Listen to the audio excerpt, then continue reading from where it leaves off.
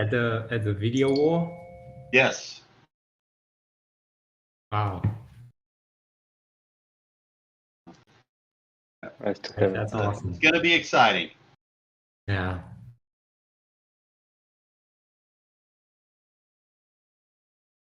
Oh, very exciting.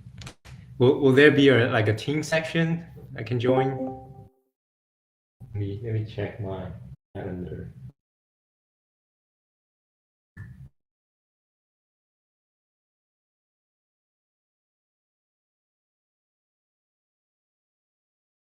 Let me mute my camera so other folks can join. So if we keep our camera on, the maximum number will be 25. Yeah, we're at 17 right now, and it. Yeah. So it's been nice seeing you all.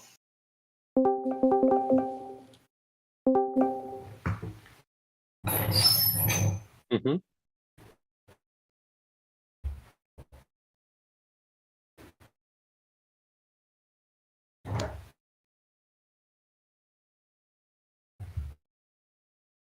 Hello, Bjorn. Good to see you.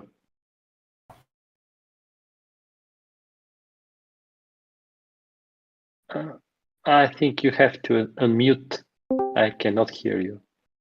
Am I supposed to switch off Yes. my camera to save some bandwidth? I will do that. Yeah, thanks.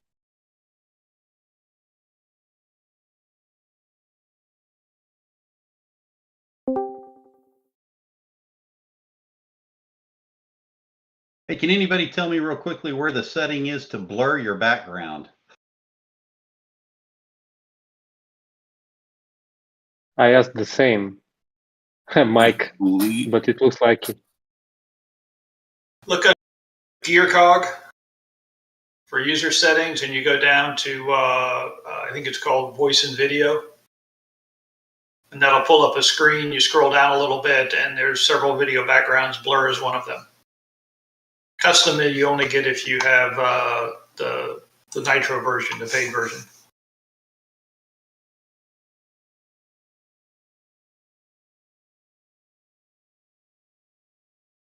When I clicked on the camera button in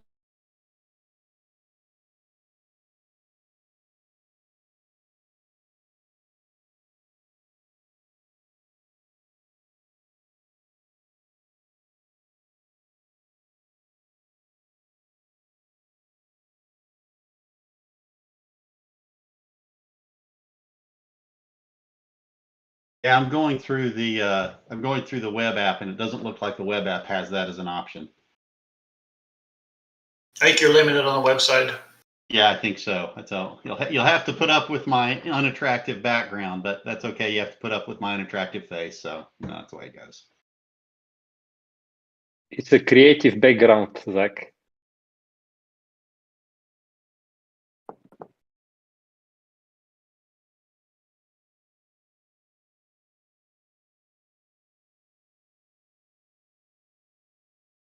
Okay, let's wait 2 more minutes if everybody to join, and then we continue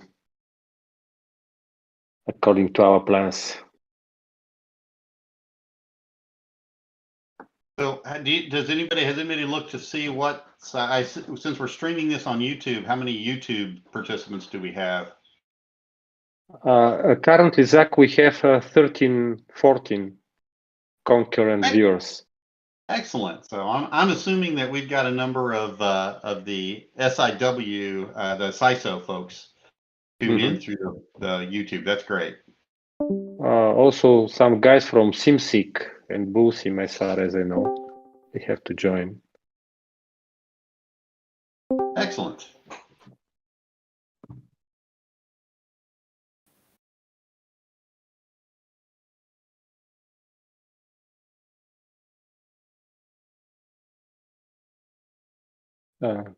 If somebody of you, all the participants here, saw that the YouTube streaming has some issues, please inform me in order to see how we can cope with that. Thanks.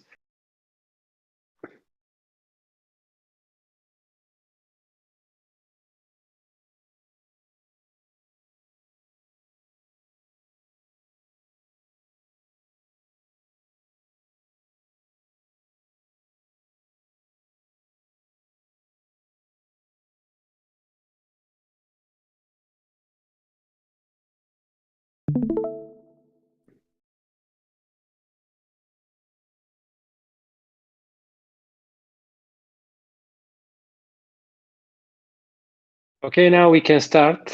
I think most of the people already joined.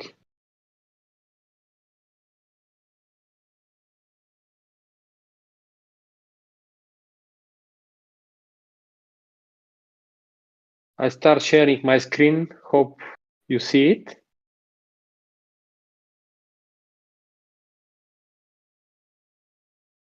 Yes, we are seeing.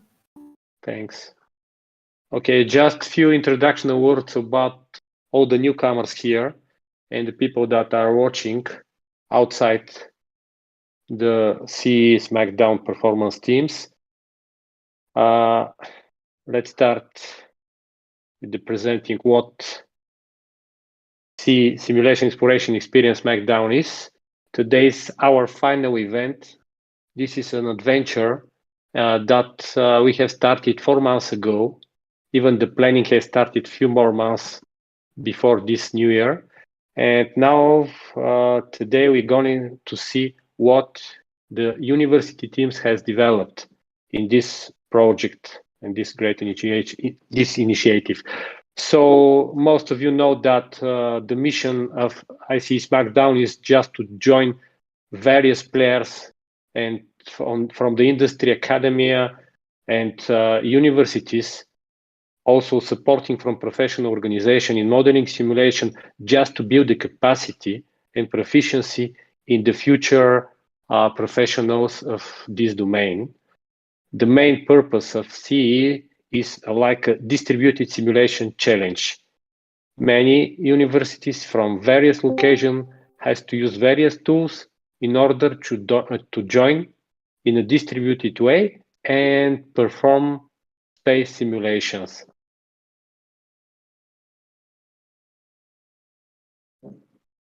As you know, if you have some initiative and a project, you always have to involve various people, and this initiative has to be supported from leaders that have to move it ahead. So currently, our leadership board comprises of executive chair, who is Simon Taylor. He has his excuses that he will not be able to join today. Our industry chair is Bjorn Mueller. He is a pitch president. He is with us now. Hello? Our academic chair is Agostino Bruzzoni. And the system architecture chair, everybody knows it's Mike Conroy. Operations chair is me. And the technical chair is Yukun. And emerita chair is Priscilla Elfried, that currently is not with us because he just recovered from a surgery operation, and she provides best wishes to all the teams. She's one of the founders of this initiative. According to the plans that has been developed a few months ago, the event scenario this year was focused on the moon, but it was in coincide with the Artemis mission developed by NASA, and those plans on the south pole of the moon. So as you can see here is the Shackleton crater on the south pole, and a small region next to this crater is the primary area where most of the simulation has been developed and implemented. Nikolai, I'm not Yes? seeing your slides advance. You don't see the Anybody else? Okay, let me. There I goes don't know that. why. I'm sharing it. Real quick too, I wanted to mention I'm watching the YouTube stream as well. Okay. The account Yuki-chan that I think is the one streaming or viewing the event for the YouTube channel, if they could click watch stream, because the YouTube channel isn't seeing these slides. Okay. Thank you for this. Just to start. Okay.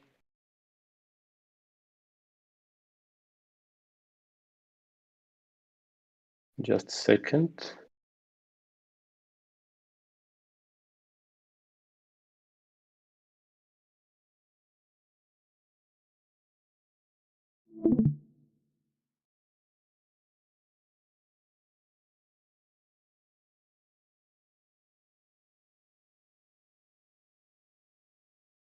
It looks like sharing two options like presentations. Well, just some recommendation from your side. I'm sharing from my computer the presentation, but it looks like you said Yuki-chan has to share it from his.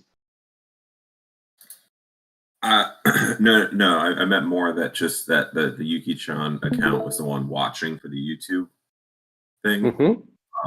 If we wanted the YouTube people to be able to see the slides, they needed to go in and view your Nick. Okay. It's now watching it.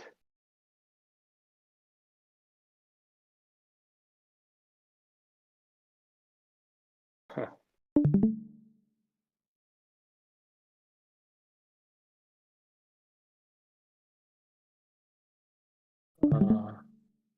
Sorry, just me one more minute, please. Yeah, and it's currently, the Yuki-chan channel is currently watching it. Yes, it's everything okay on YouTube now. You can see it, but great. Thanks for the information. Thanks for the help also. So I'll pass a few slides back. Just a second.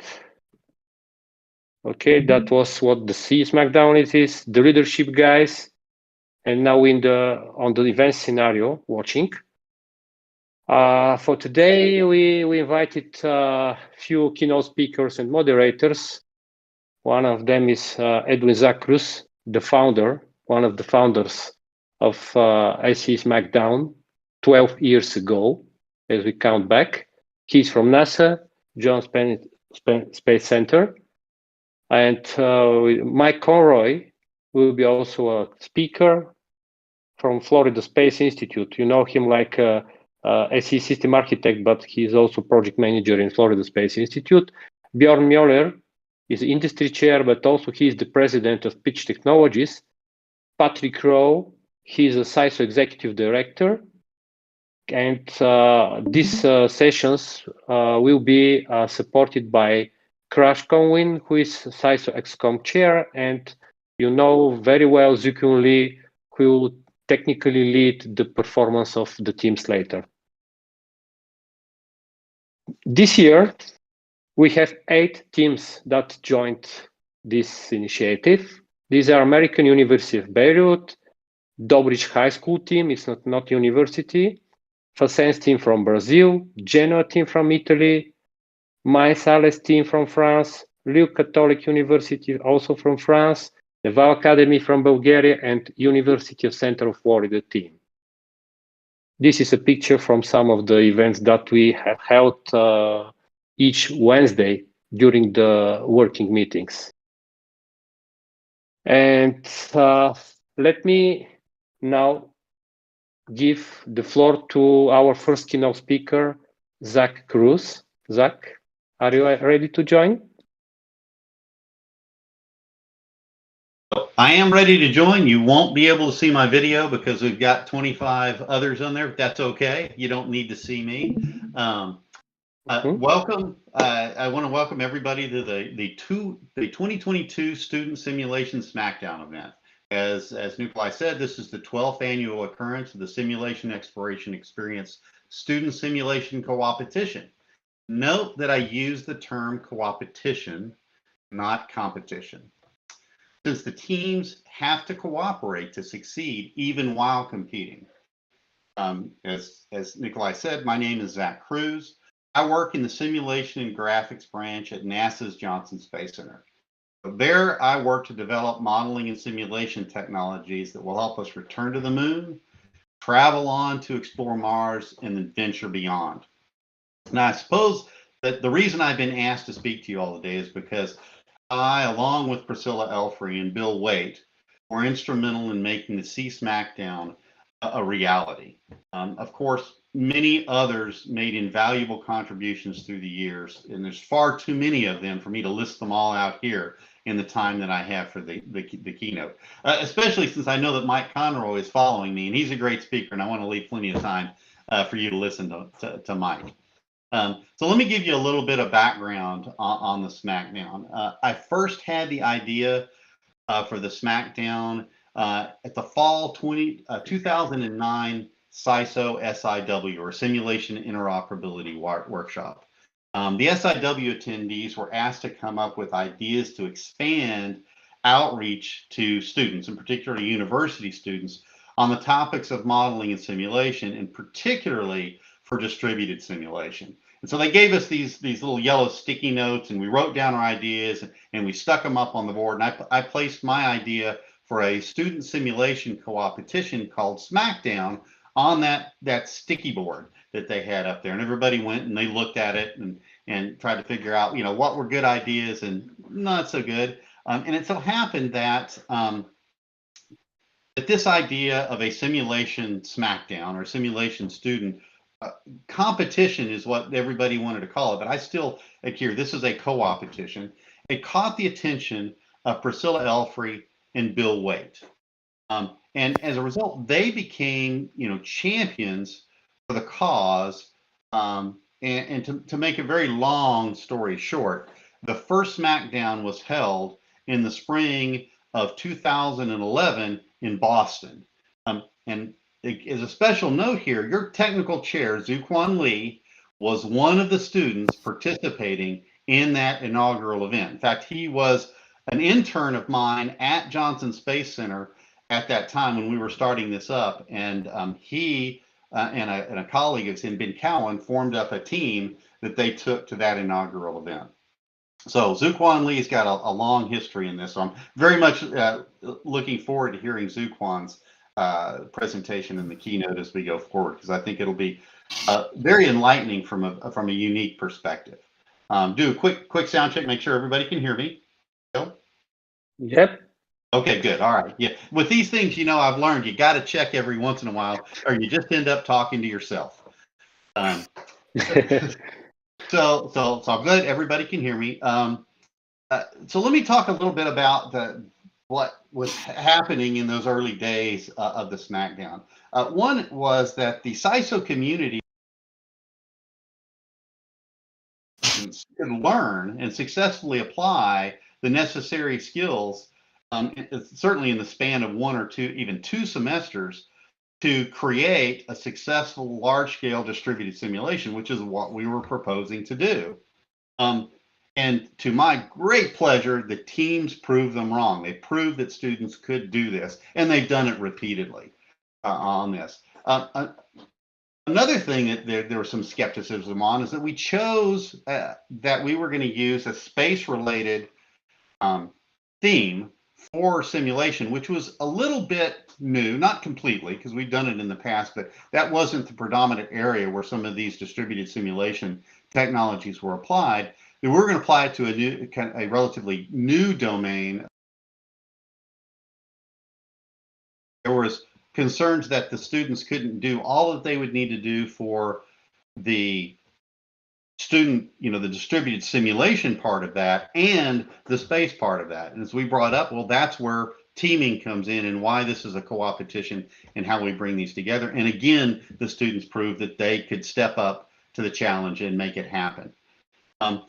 And what was a beautiful benefit of all of this was, and this is where it's already paying back, is that the Smackdown served as an incubator for the development of the Space Reference Federation Object Model, also known as the Space Farm.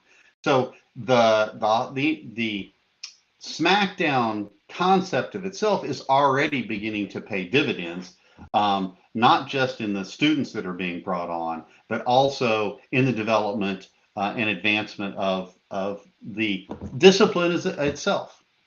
So I know that you all have worked very hard over the past 4 months or more, depending on when you started off, and that there was a lot to learn in a very short period of time, but you all did it. And the beauty in this is the teams always do. These student teams, you student teams, always step up and get the job done. And hopefully, and almost certainly, you learned a lot in the process. Things like modeling and simulation fundamentals, software development, configuration management, HLA, distributed simulation in general, and of course, Testing, testing, and more testing. I hope you also learned about teamwork, collaboration, cooperation, and communication. And I hope that you also establish some international friendships in the process. These are all valuable skills that will help you in your professional simulation, and that it is a foundational discipline for the technological advancement of humanity. Many of you have heard me say, and I firmly believe, that the disciplines of modeling and simulation are the 21st century equivalent of mathematics and physics. I'm really looking forward to today's events and seeing the great work that these teams have done. And I'm even more excited to see what they do with these skills and where they take humanity. So again, welcome to the 2022 Smackdown Student Simulation Co-opetition. And thank you for having me as a keynote. Thank you very much, Zach, for sharing your history and making retrospective to Smackdown initiative. That is something very important you said in your speech in the beginning. It's not a competition, it's some kind of collaboration.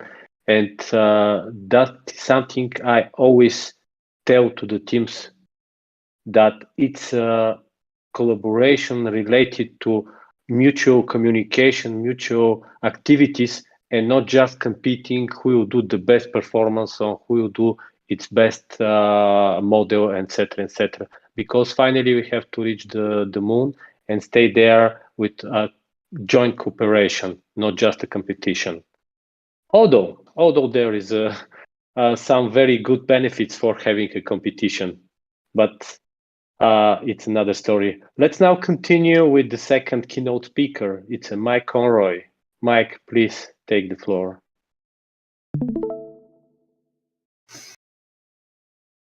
Hello, welcome everybody. I'm glad to be here. I'm glad to see everybody and see where we're going with all of this. This has been absolutely fantastic. I am Mike Conroy.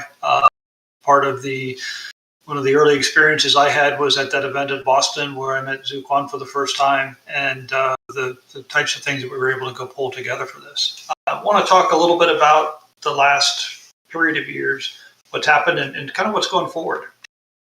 I think you saw pieces of this slide before. For me, SEE and the Smackdown is we've got students, industry, academia, and professional organizations all breaking down barriers between themselves, between people and work getting done. It was initially intended to help with employability, but it developed new ways to go do things and how we could go forward and how we could go pretty much change the way sim is done. Like Zach said, be the new physics for the world coming up, and I agree with him completely on that one.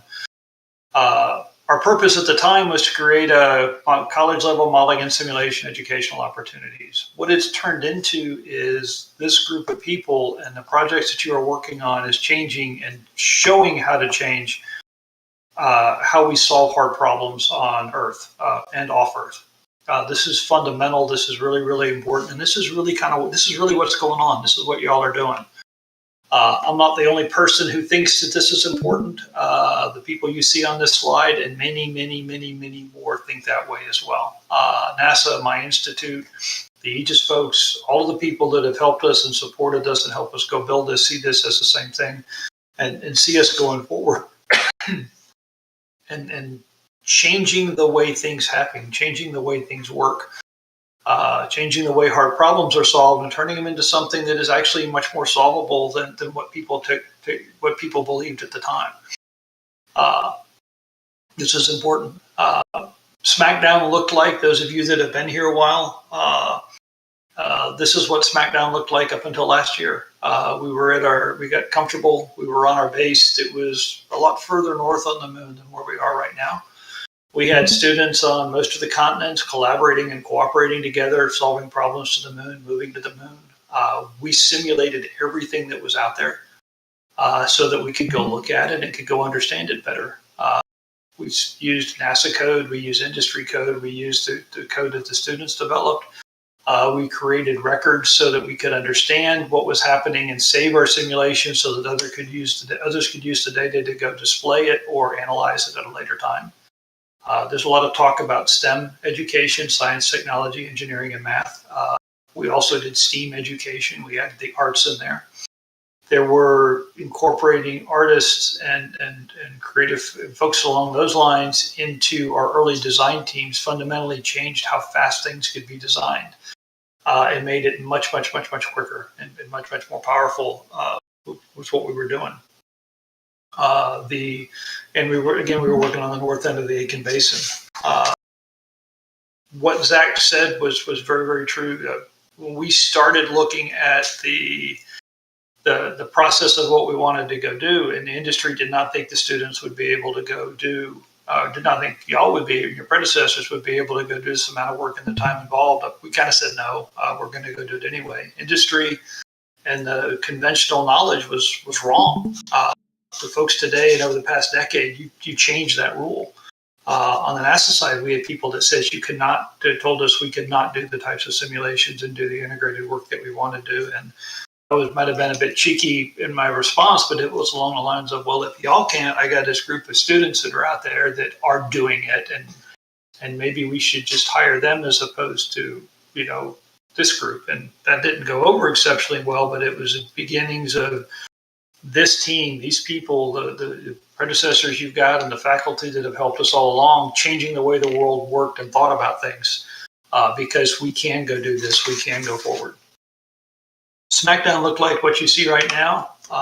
We moved Smackdown last year. I'm very excited about this year. The things we did before are kind of in the past. We've moved from our comfortable location where we lived for 10 years, and we moved to the South Pole, which was a brand new location. After living up at the north end of the basin for a decade, when we moved, we found a lot of surprises. Last year was a year of surprises, and we overcame the surprises and were able to go build what we needed to go get started down there.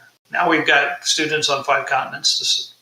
We're still collaborating, working to settle the moon and Mars. We're simulating everything, but the feed we've got and the challenge we've got and the types of work that we're doing going forward is based on the NASA Artemis architecture. We're seeing more and more of that that's going to be coming in.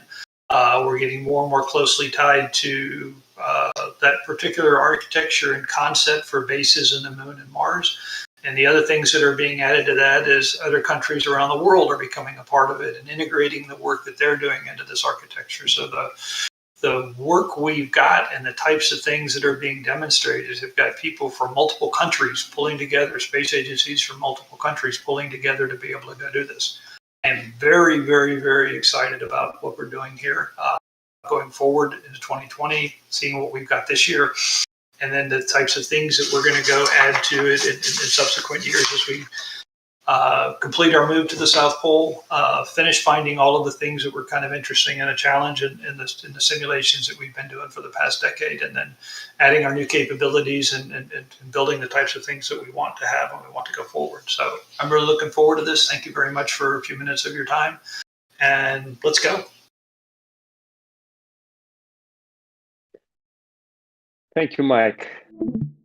Thank you for this history also, and you know all the details from the architecture of SE, and you have in your head all the details, technical details, like a puzzle that you can connect and show to everybody, and guide all the students how to perform their work in the best way. I believe also, like you, that SE will have a brighter future, because many other organizations, especially simulation ones, are willing to join this the next year event. So let's see how it will evolve. Okay, now we will continue with the third keynote speaker. This is Bjorn Mjoller, the president of Pitch Technologies and industry chair. Bjorn, please. Thank you. I'm trying to share my screen now. Can you see it? Should go into the live stream. Yes, we see it, Bjorn. Wonderful. So I'm Björn Möller. I've been involved in, from the industry side, in sponsoring Smackdown, or C as it was later called, now Smackdown again. Since the very first event, it's been one of the most amazing adventures I've been involved in, and I'll give a bit of a perspective here. But first, I'd like to tell just a little bit story about what happened to me last week that shows kind of how interesting this is, how different and like forward looking Smackdown is. I was at a big simulation trade show in the UK.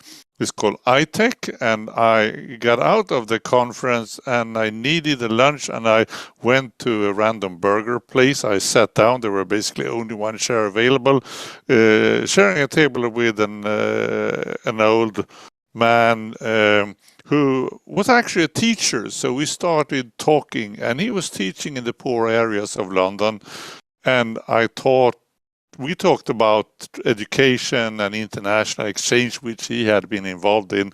And then I told him about Smackdown, and even he wasn't very computer savvy, he was absolutely amazed. He said that he wanted to work more with people from both poor and rich areas, with kids getting to know the world and see all the possibilities, which is the big challenge. A lot of kids don't realize that if you study, if you could basically go anywhere. You can even be part of contributing, like, to mankind going to the moon. So we had a very interesting discussion, and he was so fascinated. He wished he was young again and could participate in Smackdown and be part of these international teams, see the opportunities and so on. So that was a very interesting and memorable meeting. However, I'm just going to show a few slides with here the perspective from as an industry sponsor. And I was looking at, first of all, the knowledge that we are working with here. That's the knowledge that makes mankind of today different from like where we were like a million years ago. So to the left, we have a monkey with a very modest level of knowledge, and over the years, with the knowledge, we turn into very sophisticated creatures with sophisticated equipment. So you can see this man who operates a selfie stick and can interact across the world on social media. So a lot of things have happened. Of course, social media isn't the only thing that is important. It's the ability to collaborate all over the world, and this is all based on the knowledge we have developed. So we go to school, we learn. First we learn from our parents, we go to school, and then we go hopefully to university. So your universities have been around for a long time. Here's a Greek university, and we still do the basic maths, right? To the right is a building on a modern university, actually in my hometown, Linköping in Sweden, which was the first computer science university in Sweden, where people came from Stanford to teach about computer science and so on, and actually took the entire city to another level when it comes to IT industry before any other city in my country. So education really makes mankind grow, and we can prosper, and we can move forward, and education is important here. And in particular, I like to point to STEM. And what is STEM? Science, technology, engineering, and mathematics. And I've seen this being promoted to quite a degree in the States and to some degree in Europe. And I start looking for logos because I'm personally very engaged, having studied science, technology, engineering, and mathematics for so many years. And actually at several universities, that there are all these logos. If you were to Google, you'll find like hundreds of logos for STEM. So everyone made STEM their own in one way, but still it's the same topic. It's about the knowledge that that universities provide in this area, and that is so important for industry. And right now, unfortunately, we don't have enough of people studying STEM in most countries in the world. So there's another area where there's a lot of opportunity for people, and a lot more could happen if we had more people doing STEM. And I think this is where also Smackdown plays an important role. Because here we learn about simulation, how about to understand what has happened, what is going to happen, to be able to test different hypotheses, to experience what something could be, what would it be like to travel in space, etc., to train like NASA trains astronauts. So simulation is an important way to explore the past, the current, the future, to understand it, to experience it, and to train for it. And this is what we do, for example, in space, and that happens on several levels. So here's some areas where I think we can simulate in Smackdown. Around Earth, a lot of simulation happens, and not the least on the engineering level I see happening. Earth Moon is what we've been doing first in Smackdown, solar system, and even to go beyond, maybe in future Smackdown will do more on the galaxies.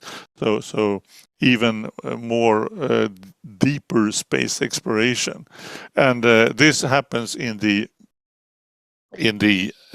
Smackdown, where we work with HLA, which is about interoperability and reuse and the space form. And here I reuse some slides from Mike, but I wanted to point out here what we see here. We're working with students, getting them introduced in the spirit of STEM. We work with space, which is an interesting domain, although what we learn here can be used in many other areas.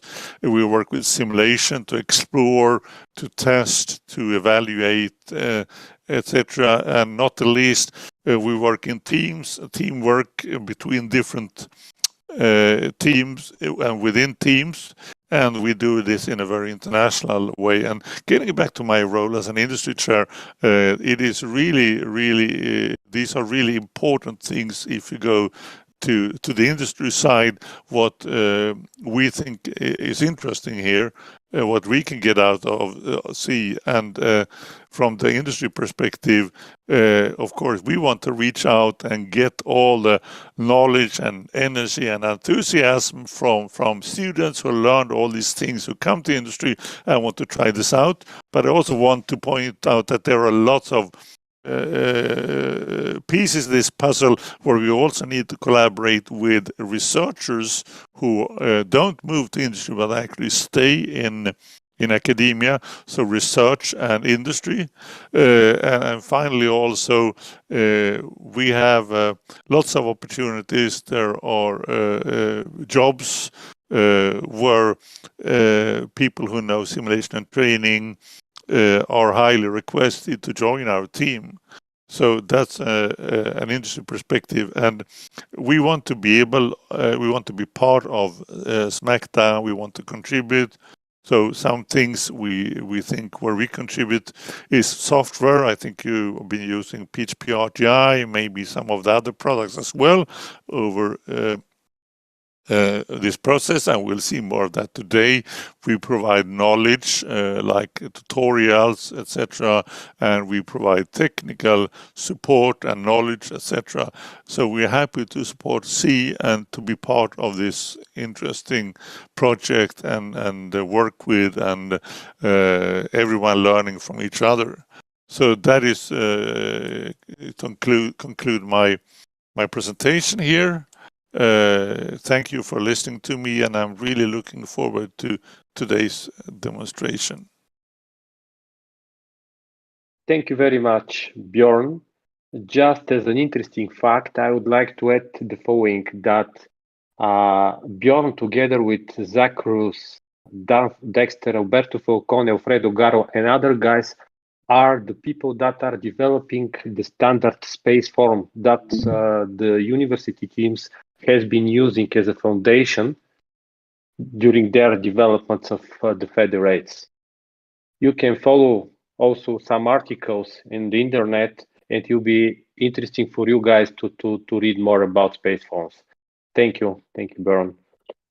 And now I would like to give the floor to the Executive Director of Simulation Interoperability Simulation Organization, the SISO, that has supporting this Smackdown initiative from the very beginning.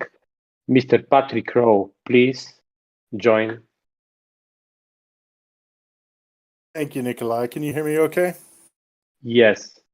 Okay, wonderful. Well, thanks so much. Good afternoon, everyone. I'm Patrick Rowe, the Executive Director of SISO, Simulation Interoperability Standards Organization. I'm talking to you today from the southeast of England, where I'm visiting my father and working remotely from here for a while. Zach, thanks for providing that history of the the origination of this. As he said, that did happen at a SISO simulation interoperability workshop. That was long before my time. I only joined SISO in 2019, but I had been in the industry previously and had heard a lot about the program from Priscilla at NASA and various other folks who were involved. Just a little bit about SISO. We are a standards development organization. We have about 500 members from all around the world, working on many different aspects of modeling and simulation, distributed simulation, maintaining the standards that have been the backbone for a lot of this, like HLA and DIS, and then working on very new efforts, modeling of cyber effects from every aspect of simulation in many different areas. And as Nikolai just mentioned, the space FOM is one standard that we published a few years ago, and Bjorn and Zach obviously took the work from this project, and that led to the development of a standard. SISO, we hosted several of the live events. This event that we're holding today was held live in conjunction with several SISO workshops, and we may be able to do that again in the future, although our annual workshop now is held in February, which doesn't work very well with the school year, but we'll see what we can do. We did add a virtual symposium that we held each September, and actually we featured this program during that event last year, and we had a young woman from the Fastens team at Brazil who gave a great presentation about the project they had done and the students that had participated. And I think our community was really interested and fascinated to see. So I'm really looking forward to seeing the fruits of your efforts here in the hour to come. SISO, we think this is a great program. It gives you a chance to get real hands-on experience with distributed simulation, using the standards that have been built within the community and the professional tools that provided by Pitch Technologies and NASA. And as the others have said, maybe most importantly with the teamwork and collaboration aspect that really underpins so much work in the professional world and is really the key to success in so many endeavors. So I hope that you've really enjoyed this experience and have learned a lot. As I said, I'm just looking forward to learning myself over the next couple hours. I do want to just say from SISO, our sincere thanks to all the volunteer leaders of this, Nikolai, Zukwan, Mike, Zach, Simon, Bjorn, and others. You guys make it all possible. We've sort of drifted away from supporting this for a couple of years, not intentionally, but we're trying to do everything we can to support this and to help it, help you guys improve and grow it in the years to come, and maybe bring on more teams or whatever we can do. We do actually have one of our members is sort of helping to revamp the public-facing website, which is one small way in which we can help. So as Bjorn was just saying, you know, to the students, you're the future workforce. Hopefully, this has inspired you and you know, to pursue a career in the STEM field or space or aerospace, because all of these industries need the talent that you can bring. So just thanks for all your efforts and keep up the good work. And thanks for having me this afternoon. Thank you very much, Patrick. We are so proud to have you today as a speaker. Thank you once again. Thanks, Nikolai. So now, if there is a technical possibility, Zukun, may I ask you to have a group photo, or maybe we can separate the participants in different channels before continuing with the team's presentations and demonstration. Yes. So I think we are over 20 users on this channel. Do you want to take the faculty and advisor to the faculty and advisor channel and take a separate group photo there? I'll stay here with the student and take a group picture for the students. Okay. Let me ask the faculty advisor just to leave it this channel, and we will join again after taking the student's picture. Thanks for understanding.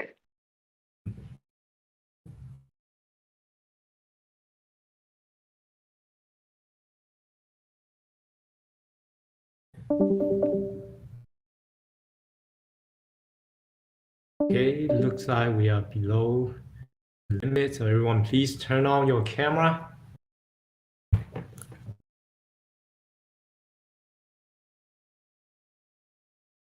Smile.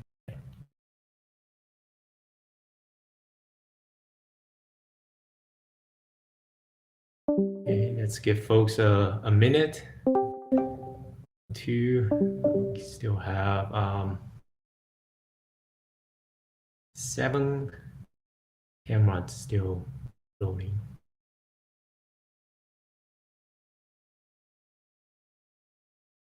Don't be shy.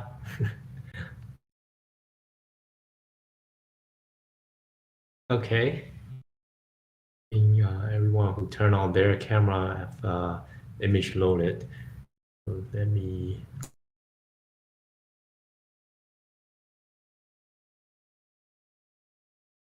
Okay. Ready? 3, 2. Oh, we got one more coming up. Okay. 3, 2, 1. Smile. Okay, thank you. Please mute your camera, and I will ask Nikolai to bring everyone back here.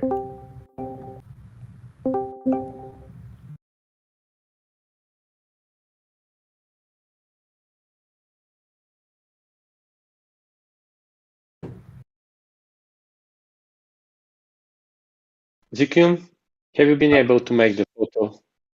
Okay. Crash, could you mute your camera, because with the camera on, we are limited to 25 user on this channel.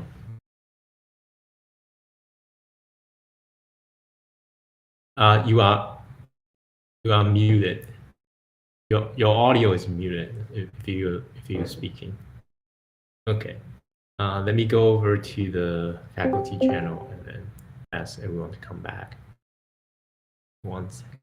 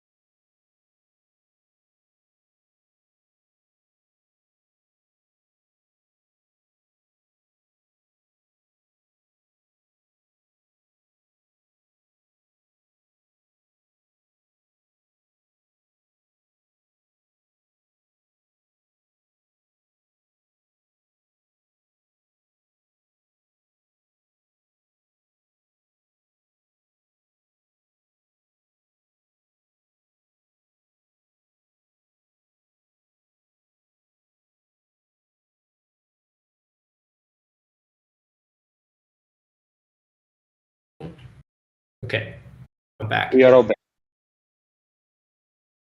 Okay, thank you. We are all happy, smiling. So let's now continue with the Smackdown team's presentation and what we're going to see now in the next 15 minutes, 20 minutes maybe. It will be a team members and roles will be presented from each team, probably their baseball cards we expect, also the challenges they met, and some lessons learned we would like to share with us. Thank you. Zukyun, now you're moderator of this session. Please take the floor. Thanks. Okay. Thanks, Nikolai. Hi, everyone. Many of you already know me through our weekly Tech Up. I'm Zukwon Lee. I'm working with Zach in the simulation and graphic branch at NASA Johnson Space Center, supporting the development of many future NASA missions. As Zach mentioned, I started my NASA career back in 2011 as an intern, working on the very first Smackdown. Both myself and the other intern, Ben Calvin, we have learned so much from the project, and we learned how to build distributed simulation using NASA simulation tool Trick and Trick HOA, which now both are open source, and guys have learned a little bit about these tools in this year's project. And we developed a Lunar rover and Lunar shuttle Federate for the Federation. I think the best part for us is that we have the opportunity to work with teams from other countries and develop the first Smackdown scenario on the moon and execute it during the final event in Boston. After the internship, I formed a team at my university, Penn State, continue participating in the project. We add more components to the Lunar shuttle beyond the initial orbital dynamics model. So other components such as the electrical power system models, communication system models. For me as an aerospace engineering student, it's really inspiring to develop things that we learn from the textbook into the model and see them in action during the simulation Federation execution. I still remember the reaction we got from the crowd the moment when the shuttle landed on the target position on the lunar surface. That really inspired me to pursue a career in modeling and simulation with NASA. And starting 2020, I had the opportunity to come back as a technical chair. And it's been a great experience working with the students. This year,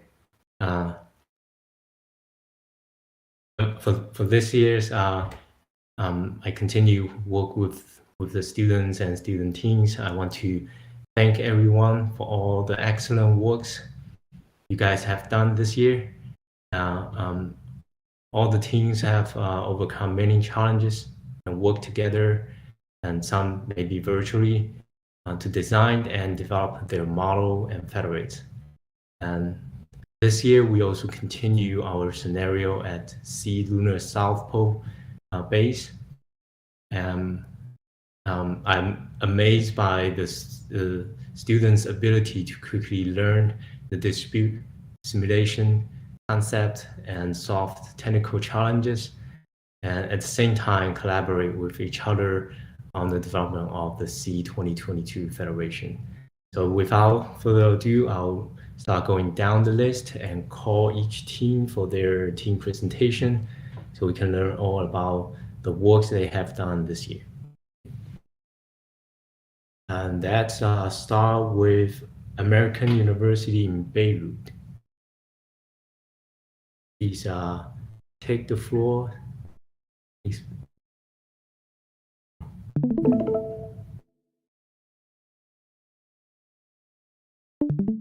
I started sharing the screen. Just let me know if you can see it.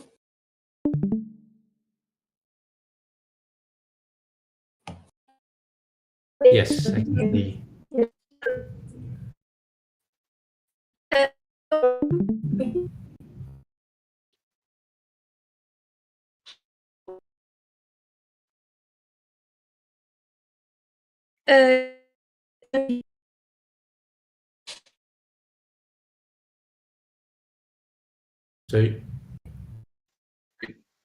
is everyone? Hello. Yes, I can hear you. Yes. So,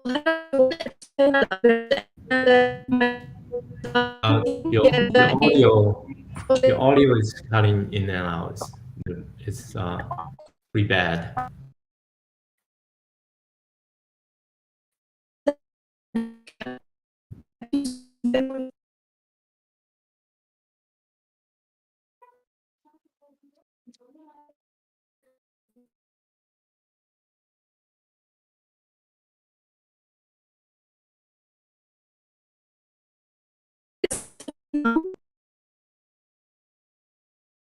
Yeah, it's still pretty bad.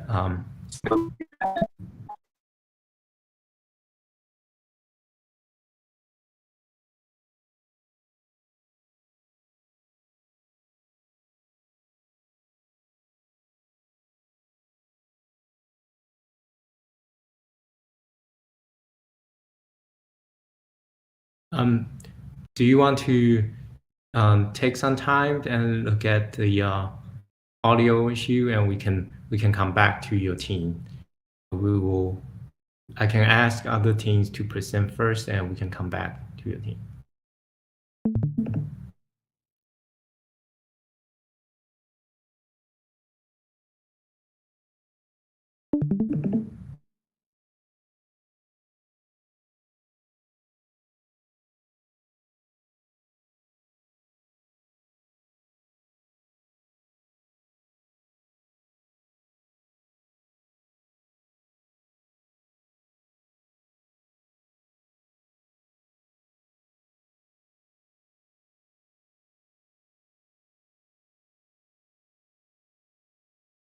Okay.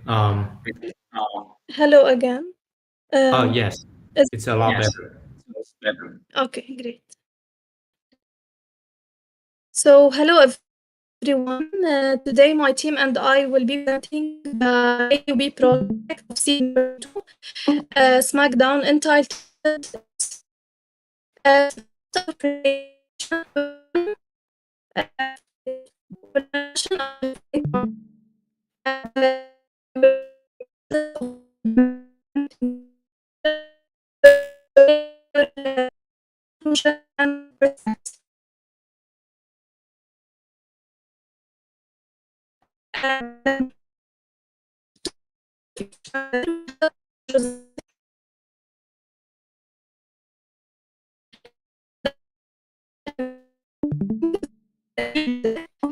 we have students that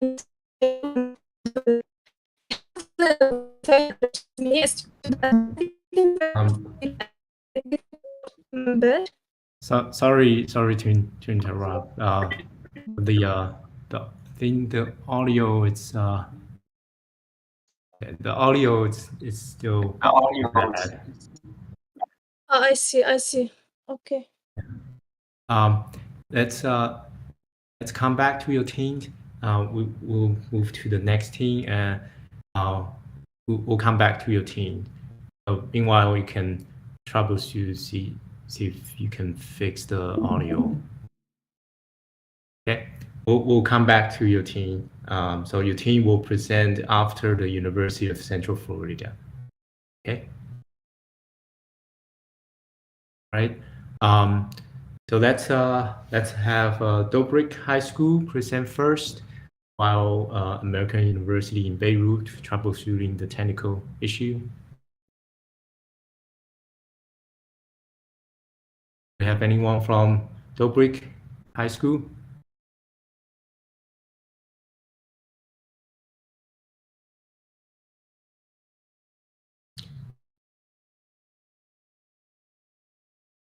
Okay, so I'm not able to be here today.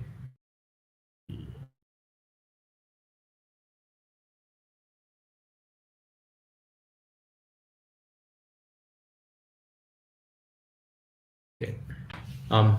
Let's move on to the next team. For Sense team, do we have anyone from the Sense team? Yes, we are here. Okay. Just let me show my Please screen. share your screen and the floor is yours. Yes, now you are seeing my screen.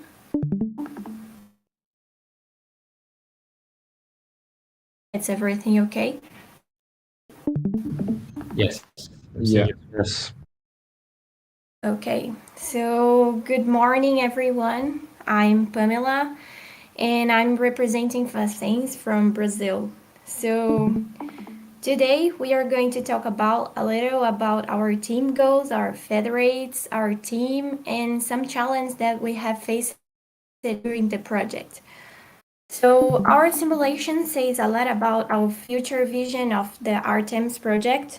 As our main goal, thinking about sustainability, we created a solar energy source, and to supply the exploration, a basis was designed so that we can support and sustain possible future colonizations. So we have made two federates, and now let's talk a little about each one.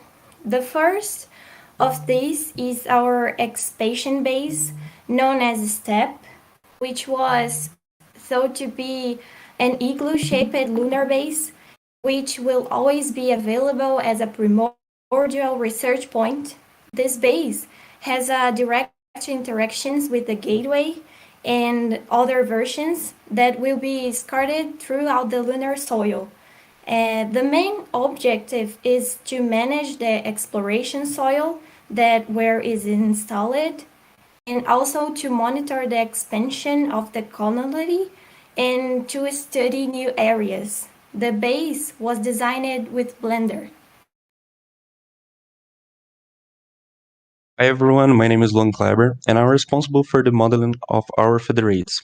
The second federate is the sunflower, better known as flower, which are independent photovoltaic modules that, when they come together, form a flower that behaves like a sunflower, adapting to the terrain and the angle of the sun. The main purpose here is to have modular panels that suit the need for consumption of the place or application where it is installed. As the main objective of our federate is to aid in the territorial expansion of the lunar soil, the plates facilitate transportation and installation as well as the junction of a large amount of petals or flowers for greater power generation, such as a garden. Each petal works independently, facilitating possible maintenance in the system. The center, which connects to the petals, is responsible for communication between the flowers, if it is in a garden, and the data interface present in some human houses near the device. And like the step, it was designed with the Blender. Okay, about our interactions. Unfortunately, we were unable to reproduce it in Dawn, but to show you, we made a junction of 3D models where together with the UCF federates, we were able to make the interactions where in the 3D printer would be used in the construction and repair of the expansion base, and the sunflower would be used to provide power to the both the printer and to the lunar landing base. Hi everyone, my name is Matheus Jacobi. I am part of the programming team. And speaking now a little about the challenges faced by the team, one of our biggest challenges was found in the completion of the project between the communication of our virtual machine with the rest of the simulation. We were dependent of an external aid where we could have another option of using the same system, so that then we could have our project considered finalized. On the other hand, we were able to sustain our interactions with the UCF team even without being able to simulate in the literal. We use the theory in our favor, applying its models to ours, as we showed earlier. For the coming years, we will set early dates, those of the calendars released by you, so that no more inference events will prevent us from completing the presentation on time. Remembering that we overcame all team challenges, not leaving learning and fun in representing Brazil in the same way. So this year, things are coming back little by little. And this year, we had the opportunity to expose our project to children and teenagers in Brazil, showing the resourcefulness of the work and our past federates. It was a unique opportunity in which we could be present face to face with future scientists, engineers, and programmers. We could see the sparkle in their eyes. It was like an amazing experience. Now I would like to introduce our team. This year we are able to get together and have some face-to-face meetings to make better use of the project, but we haven't yet have the opportunity to take a picture together. So this is our member groups, and that's it, guys. Thank you.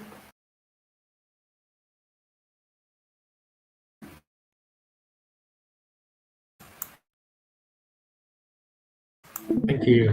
Thank you so much. Before we move on to the next team, do anyone have any question for the Sense team? Can I have one or two quick questions?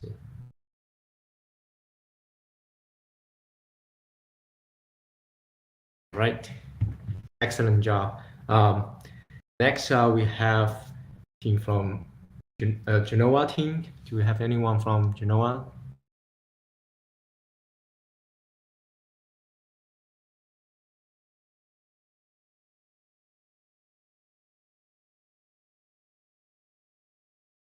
Let's see.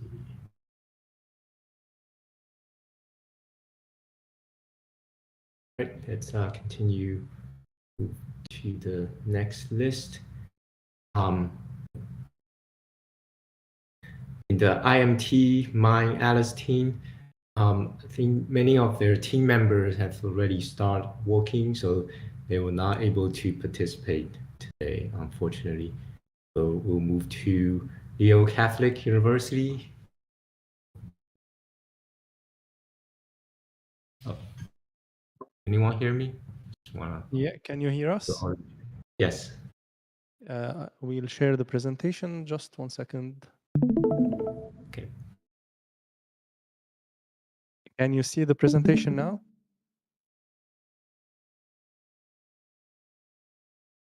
I see that you are. I can see your Discord application. Yeah.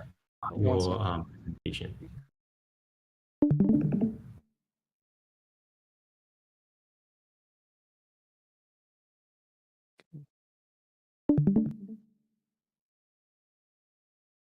Now,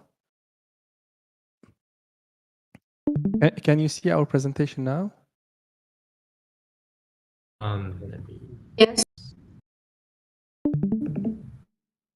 Okay.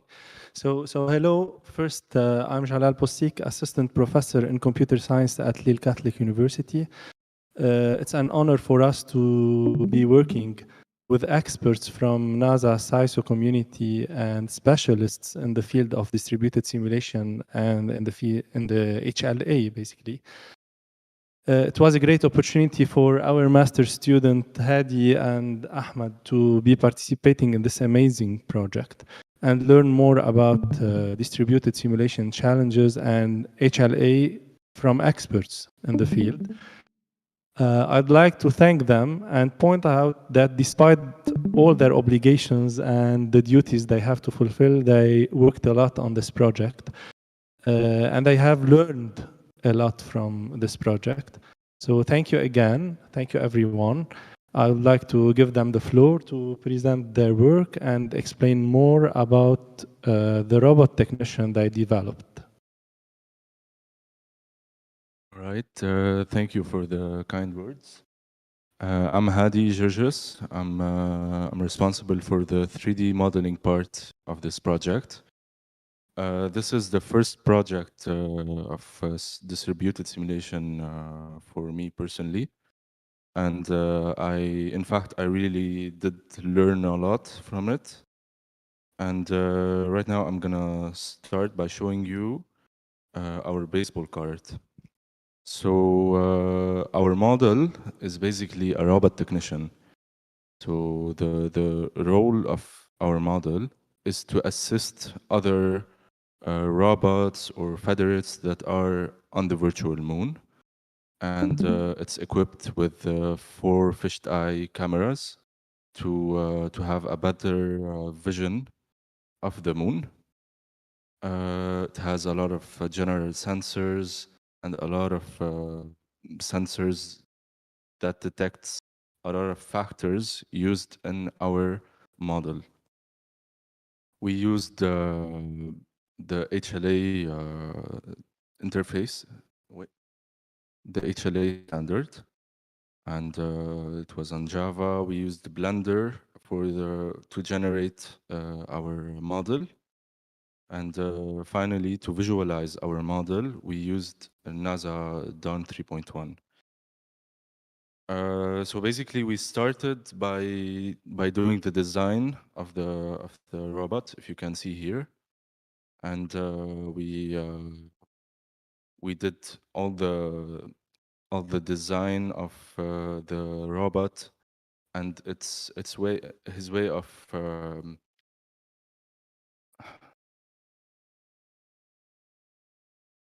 okay, so yeah, to do interaction, yes. So we designed the whole animation of interactions of the robot, but we weren't able to implement them on Dawn. And our main idea was to integrate Unity with our federates, but we didn't obtain or develop an interface that supports this Unity with PRTI. So we before 2 weeks of the project, we switched to Dawn, and we tried to make it happen and to visualize our robot on Dawn. And we didn't quite succeeded by this, but we made a lot of progress and we understood a lot of things. Hopefully for the next time, we're gonna do a much better work. I'm gonna give right now the mic for Ahmed.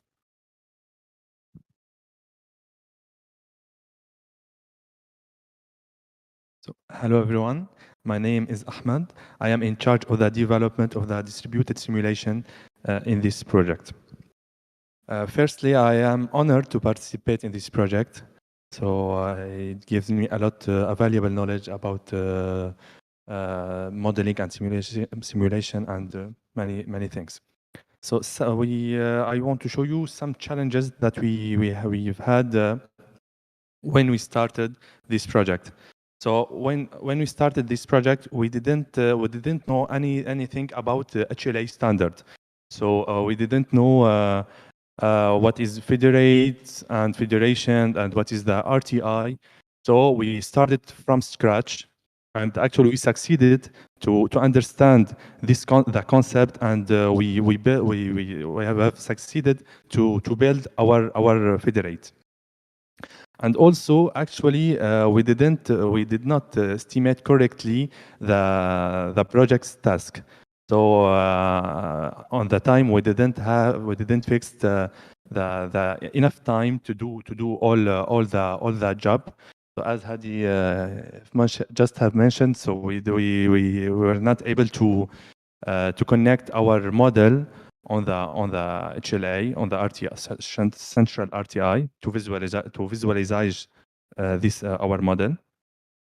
And also we have had some problems about debugging Java errors, and we have had some problems about the compilation in Java. So actually, we have learned about many things thanks to this project. So it's completely a new experience for us, and it was a great experience because we have learned about the HLA and the HLA standard and so the Dawn and the RTI, and it's really a great experience for us. So Hadi has agreed with me also. And actually, this project gives us a valuable knowledge also about modeling and simulation. So actually, we didn't know this field before, and now we have a really great experience on this field. And also, it was a pleasure. It was always a pleasure to communicate with other teams, and especially with Alex from UCF team. So we want to thank him for all his help. So he helped us a lot during this project. So it was a pleasure actually to meet other teams and to communicate with them. And yeah, and I want to thank you all for this experience.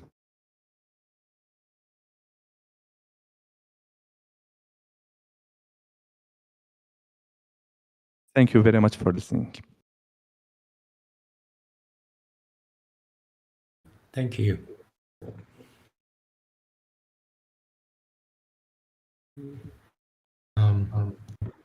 Next, we have anyone from Naval Academy team? Yes. Just a moment to share screen. The floor is yours. Can you see?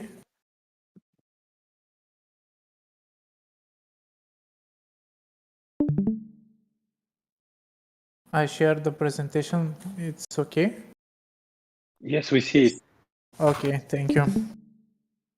Hello everyone, my name is Evgeny Andreev and I'm the leader of Naval Academy team. We're extremely honored to participate in this challenge for another year.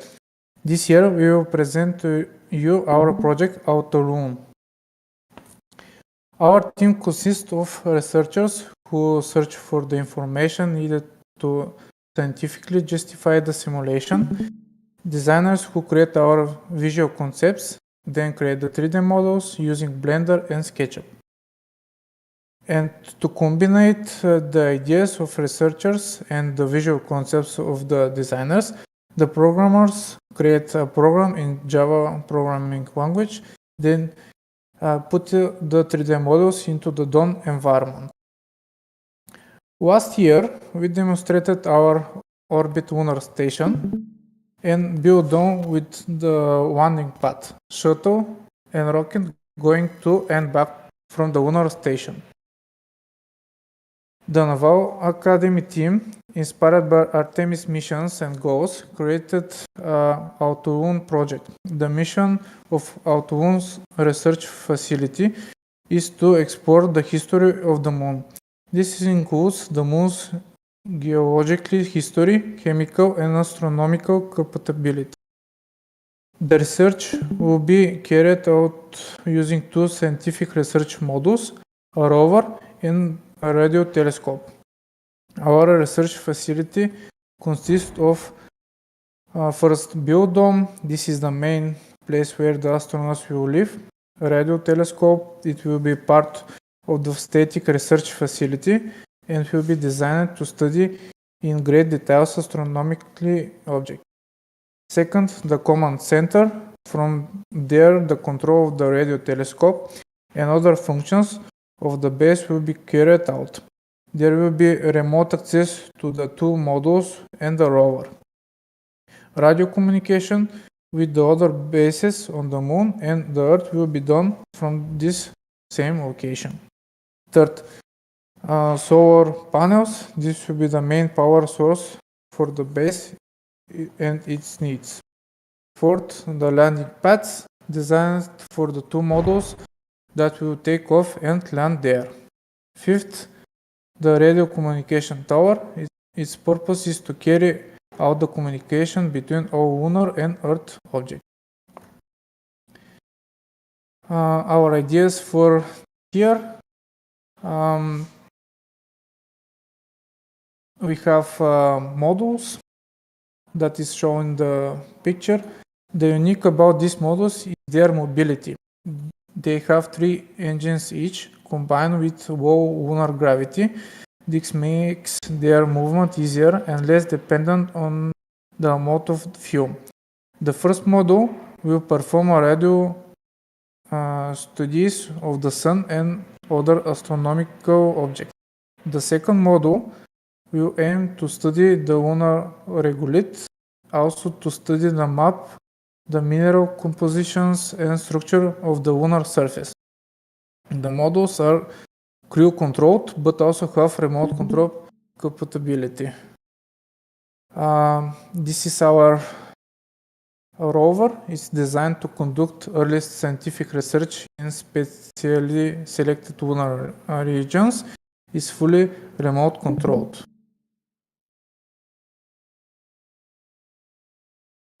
This is an overview of the things you will see on the demonstration later today.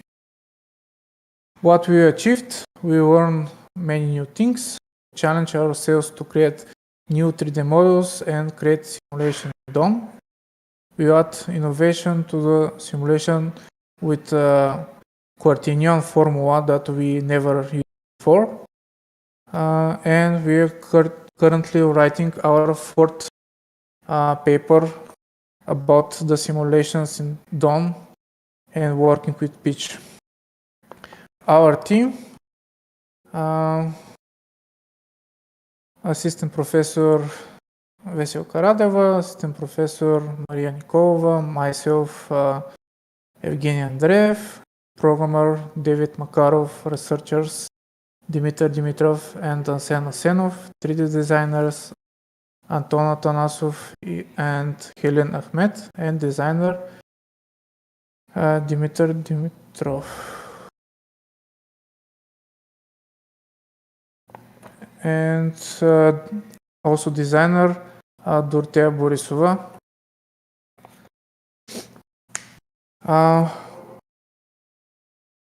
After this year, we will write a new paper. Like I said before, continue to research and improve our project and ideas, and share ideas with the new students, and waiting for next year. Thank you for your attention.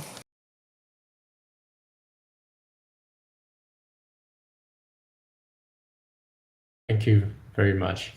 I think we all look forward to the in-person and next year. So that'll be very exciting.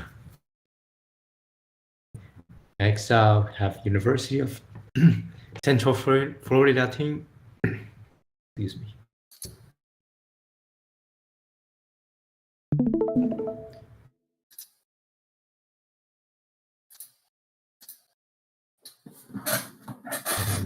Your screen, please take the floor.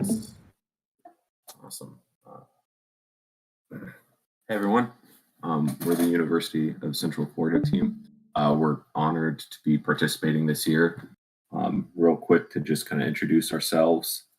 Let's go to the next slide, Alex. I'm Taylor Laird, the project manager. My name is Alexander Brejo. I'm the lead Federate developer.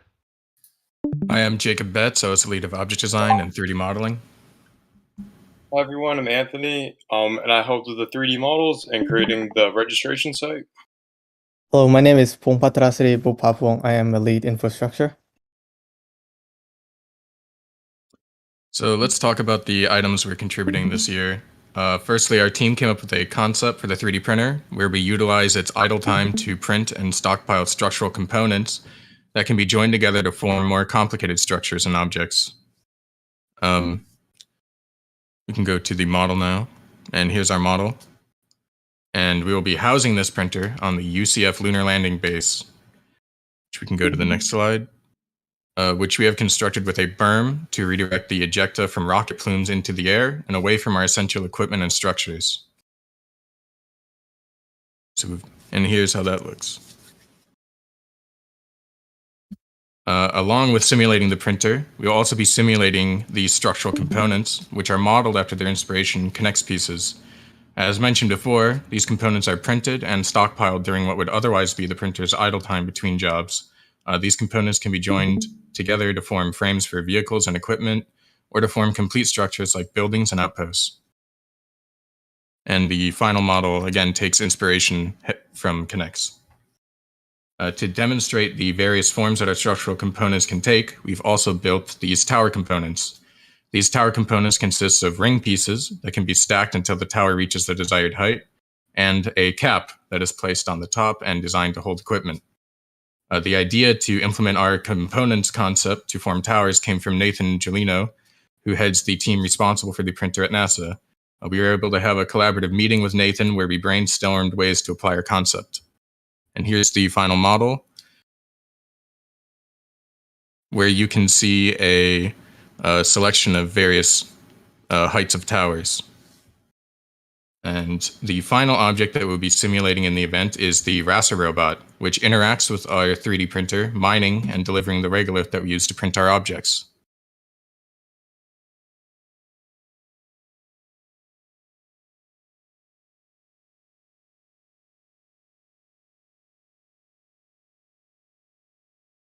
And here they are all in a sim together.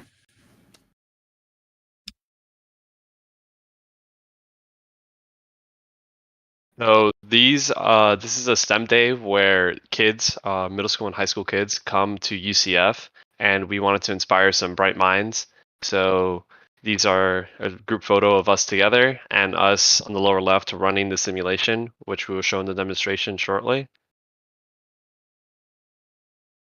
When it comes to lessons learned and challenges, we learned a lot when it comes to collaborating with different teams. Shout out to Hadi, Hamad, Gaida, and Pamela and Mateos. I worked with them all to troubleshoot and to collaborate on different ideas together.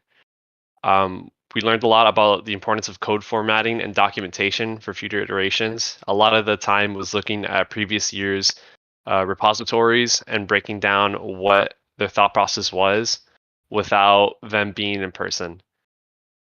We gained a lot of experience on hosting the actual conference and hosting the infrastructure and servers, and we gained insight on problems that NASA engineers need to tackle when creating their own iteration of a lunar base on the moon.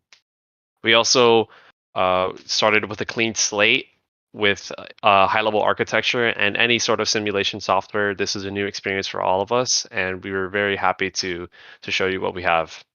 When it comes to challenges, we faced a lot of outdated code and tutorials.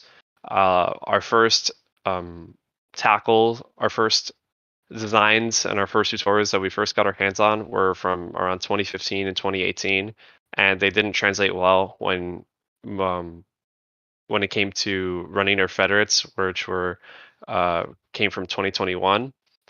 We found that there was poor coding documentation from previous years, which I would like to fix, and poor contact from previous iterations of UCF. And this project is very dependent on external jars. If there are, in our repository, there are 100 of external jars that come from Pitch, SISO, and NASA itself. And if one of them is missing, then the entire simulation breaks down.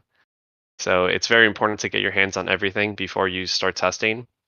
And if you don't have any external jars, then there will be a generic error message, which would be pretty hard to debug unless you have everything intact. And in our simulation, we have some previous federates that are running that we would like to have into the simulation, but they're not functioning properly due to some magic numbers. And I'm saying magic numbers pretty loosely because there's a lot of offsets when it comes to terrain clamping and reading the terrain file. So I know for sure our Razor is somewhere floating in space since the offset is off by 1,000 meters. So yes, and this is all we have for now. Thank you for listening.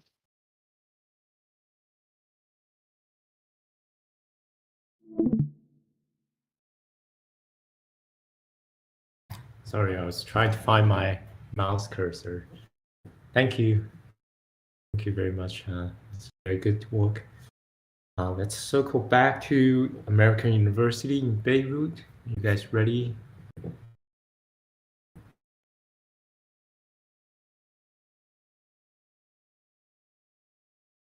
Do you want to do a quick audio check? Anyone still hear me? I hear you. Yes, we hear you. Thanks. Okay, just want to crowd again. Do we have anyone from an American university in Beirut? Yeah, sure. Just I want to make sure that you can hear me well since we're having connection issues. Okay, I can hear you. I will start sharing my screen. Okay.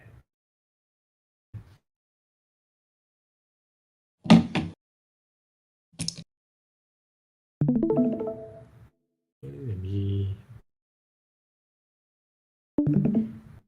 Yep, I see your screen. Please take the floor. Yes, can you see my screen? Yes. Okay, so everyone, again, can you hear me now? Yes. Yes. Yes. Yes. I can hear you.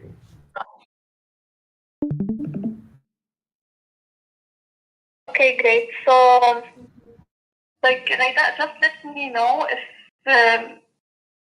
they were saying something because I can't hear you. Just I'm gonna speak. Yes, okay? everything's going well till now. You can proceed. Great. So sorry for the internet issue, everyone. Hello again. My team and I will be presenting the EUB project for C 2022 entitled Spacesuit. Throughout this presentation, we will mention our state of art. We will go over the process of implementation, and we will mention our conclusion and our perspective. Now moving to the talk for each one of the team, we have Dr. Joseph Rahmi, a professor at the American University of Beirut and technical supervisor and team leader. We have Aya Al-Haj, an AV student and code developer. We have Hussein Al-Abrash, which is me, and also a student at AUB and a technical support member. We have Ghayda Al-Haj, also a student at the American University of Beirut and code developer. Now moving to our state of art, after doing research, we have now a deep understanding of the following concepts: SLA, stability, HPRTI, and so on. Also, throughout our state of art, we tested the C2021 AUB team and ensured a better understanding of the topic. We did an intensive research about the design of our spacesuit and also finalized the spacesuit cards after thorough discussions and defined its behaviors and elements. Now moving to our baseball card, actually we finished the baseball card at the end of February. This spacesuit is a small spacecraft and it's composed of pressure bladder, and also it provides astronauts with the needed supply. The spacesuit fits on the astronaut and it has also the task to accomplish missions outside the space station. The major data elements were position, mobility, oxygen level, pressure and temperature, body weight, and protection. As for the interactions, we will elaborate more on them when we are going to talk about the interaction matrix. And the main tool used was JavaScript and HPRTI. Now moving to the software installation, we used Eclipse IDE and Java programming language. Initially, we signed up to Discord company's GitHub, and we requested licenses for iPhone and Space Monitor. We did the installations and we continued signing up after receiving the keys and the tokens. We connected to the OpenVPN Connect and we watched the provided tutorial. Now moving to the implementation, I leave the floor for my colleague Ghayda. Thank you, Busaina. I just want to make sure for the second time that everyone is hearing me. We can hear you. Yes. Yeah. Hello, everyone. My name is Ghayda Jahjah. I'm a student at the American University of Beirut, and I do major in computer and communication engineering. I will start with the implementation phase of our project. For the implementation, we had to make several decisions regarding the requirements of the spacesuit on one hand and on the interactions with other federates on the other hand. Starting with the interaction matrix, we had to do deep research about other federates, the functionalities they provide.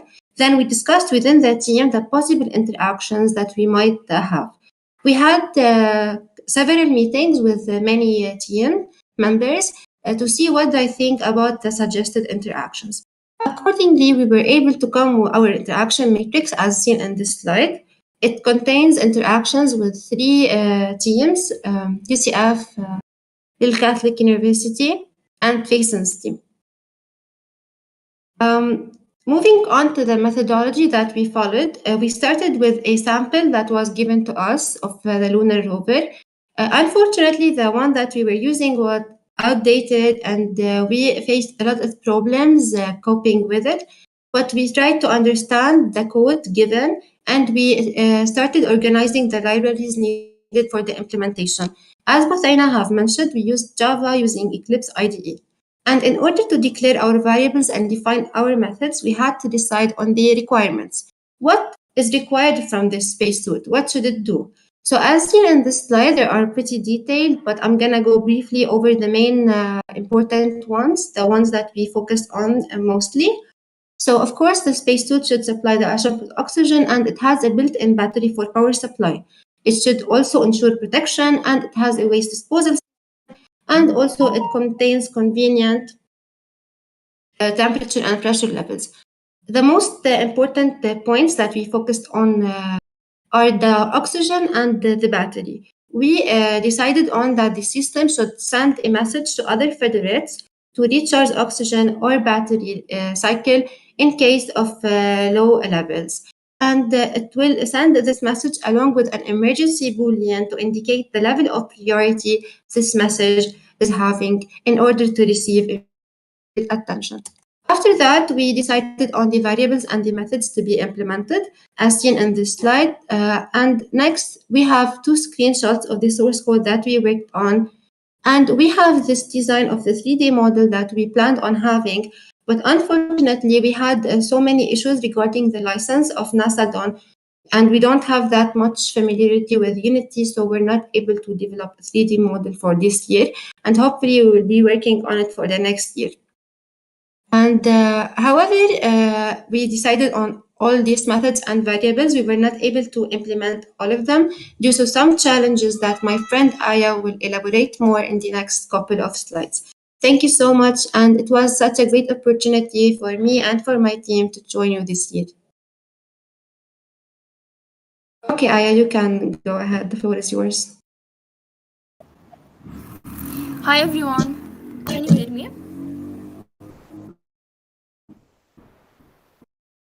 Yes, we can hear you. It's Ayel Haj. I'm studying computer and communication engineering at AB. I'm going to present now the conclusion and perspectives of our research. First of all, the challenges that we faced are it was a total new topic to us, so we needed to allocate more time and effort to do the research. In addition, we requested a license, but it didn't include the key for installation. So we didn't know how to fix it, and we thought that we are doing something wrong, and then we re-requested a new license and it worked. In addition, we had an issue while updating the software to match the version.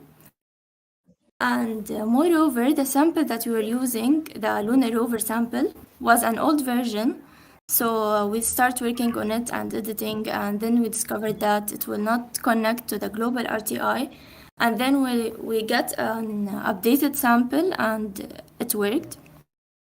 To move on for the issues that we were able to resolve, first of all, we had a timeout error while connecting to the VPN. And it was solved by turning off the firewall and connecting to a private network and not the university network. Also, we had a challenge to include the log4j configuration in the main code. And we tried to add jar libraries and many solutions, and it didn't work. Then when we add the log4j.xml file to the source, it worked, and the file was able to read the log4j. In addition, the main challenge that we faced was using an updated version of GDK, and the sample was implemented using GDK 11 and we used 18, so it had a compatibility issue and we worked on it to solve it. To move for the limitation, the main one was the compatibility issues, since we're not able to understand the error because they were not clear since the version mismatch. The lesson learned during this research were, first of all, deep understanding of HLA and hands-on experience of the implementation of a federate, in addition to project managing and time organization, especially that we had to work on other projects for the university. In addition, understand others' work and develop on it. Work with groups in a collaboration and not a competition. And finally, and to facilitate group work since we were not able to work at the same time. Our future plans, first of all, we will try to have a more accurate result with a full integration and interoperation over the global RTI. And we will implement all the requirements that are not done yet concerning the interaction with other federates, methods, and variables. We plan to implement a 3D model for the spacesuit. And finally, we'll work on enhancing the functionalities of the spacesuit, like adding a waste management system and other characteristics for the spacesuit. And this was the summary for our work for this project. And thank you for listening. Thank you very much. Excellent work. I think all the team have done an amazing job this year, and it's a great pleasure working with all of them. And I'm again amazed by the work they have done and their ability to learn HLA concepts and tools, design the elements for the scenario, develop federates and 3D models, and also collaborate with each other to work on the interactions between federates in such a short period of time. So from January to now, it's just 4 months. Let's give them a big round of applause for their accomplishment this year. So very good job, guys. Very good job. With that, I would like to give the floor back to Nikolai. Thank you, Zikun. I would like also to express my impressions, great impressions from the ideas and concept that the teams has presented. And I'm eager to see now what the demonstrations will show. Before continuing with the demonstrations, I have the following question to the team leaders of the participating currently university teams. Can you please describe with one simple word or very short phrase, how do you feel SE Smackdown experience and initiative? Let's start again with the American University of Beirut. One simple word. For me, it's experience. Thanks. For me, it's like a dream coming true. Since years ago, I was telling some of my friends that I always wanted to work in astrophysics related things, and everyone was like laughing off because they thought it's unrealistic. But finally, it's like almost there. So yeah, it's a great opportunity for me, actually. I know it's Great. not the best, thank you. Great. Okay. What about the Facens team or somebody else from American University team want to mention something yet? No? Let's continue with Facens team. The team leader, please. Okay, so for us, it's like knowledge and opportunity. And the most important is like teamwork and work together and show everybody as we are capable to do everything we want to be.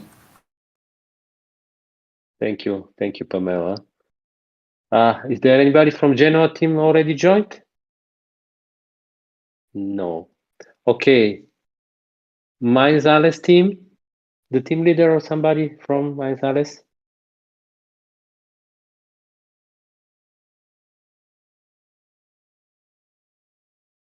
Okay.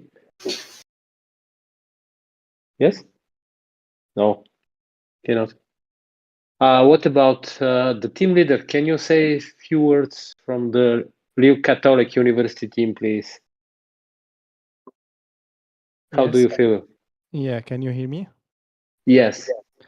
So thank you very much for this opportunity because it's really a very prestigious project for our students, and it's I know that it's a dream for us to be in contact or to be working closely with experts from NASA, from SISO community, and from specialists in the field of distributed simulation and HLA. And this is really a good experience for them, especially to know more about what is distributed simulation and why do we use distributed simulation and what are the challenges of distributed simulation. And if you can describe it one short word, just one word, how is your feeling? What that comes in your mind first? We cannot hear you well. Okay, with just one word. Just one word. Can you hear me now? Describe more.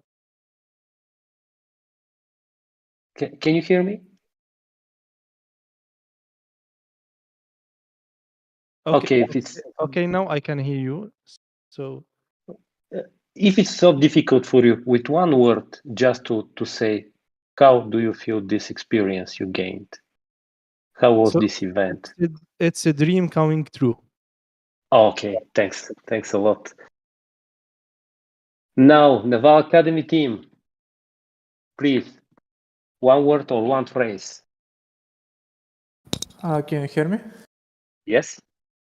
Very grateful for opportunity. So, thank you. And now, finally, the University of Central Florida team, please describe it. I think for us, it's inspiration. We've been able to work with so many amazing groups, both teams and groups like SISO and C and everything. So yeah, inspiration. Thank you. Just to say something from my side, that 5 years ago, I joined this great initiative, and most of the things you just described, guys, is the same feeling we had with our students. We first joined this CS Smackdown, project-based learning. So I fully understand and I can deeply feel how do you feeling, and I believe that for every one of you, it was very beneficial participation. Thanks. Okay, so now let's continue with the final and the most promising and amazing works you have done in the last 4 months, the demonstration part. What we expect to see from you is the demonstration of the federates and models developed, the interaction, interoperability, and such kind of stuff. Thank you. Zikun, again, please take the leading role here. Thanks, Nikolai. This year we have 6 teams that have reached the milestone and made it to the federation execution. I believe Genoa teams unfortunately not able to be participating today. I think some of their members has already started their job. So we will have 5 teams join the federation execution today. Let's I'll first like to ask the UCF team to run the core federates to start the federation. And feel free to share your screens. Good thing.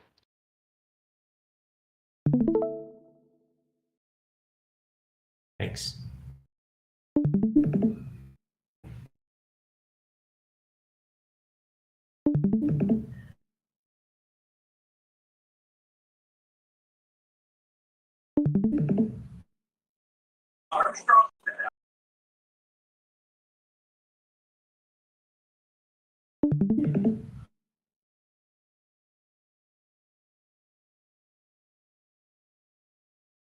Okay, so everything should be up and running.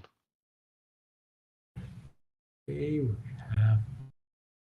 we already have one joined. Robots. Okay. And everyone, please feel free to join your federates. And then once the federation is running, we will ask each team to give us more detail about their federates and the interactions. And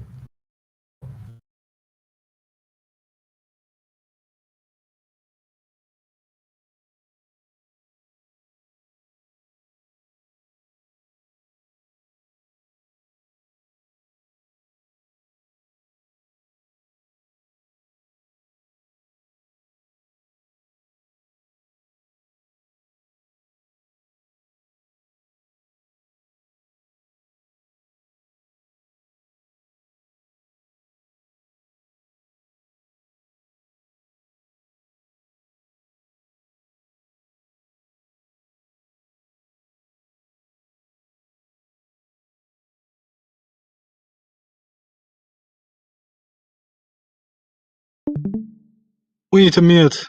Connect.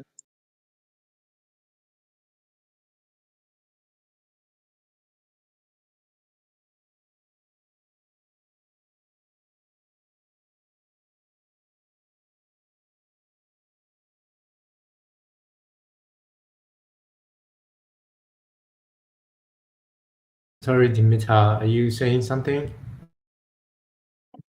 Hi, Nero Academy. We need to connect. Okay, just let me see.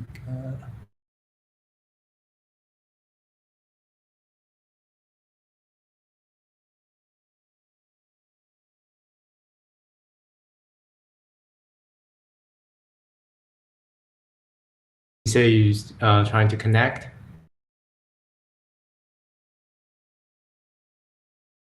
Yes, the format. Okay.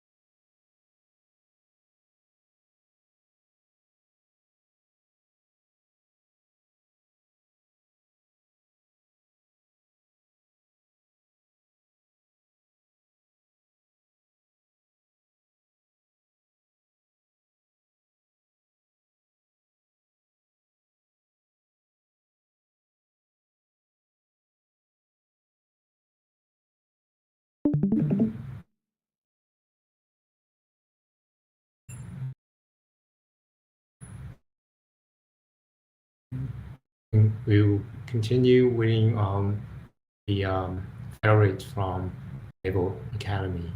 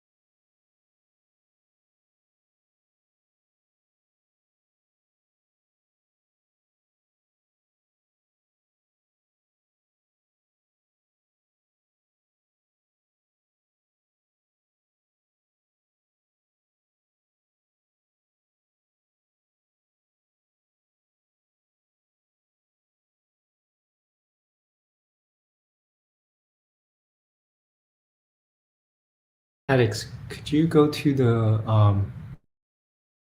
Let me see. Is there a log that we can look at? I think we may have lost one federate. Yes, it was the Naval Academy team. Oh, okay.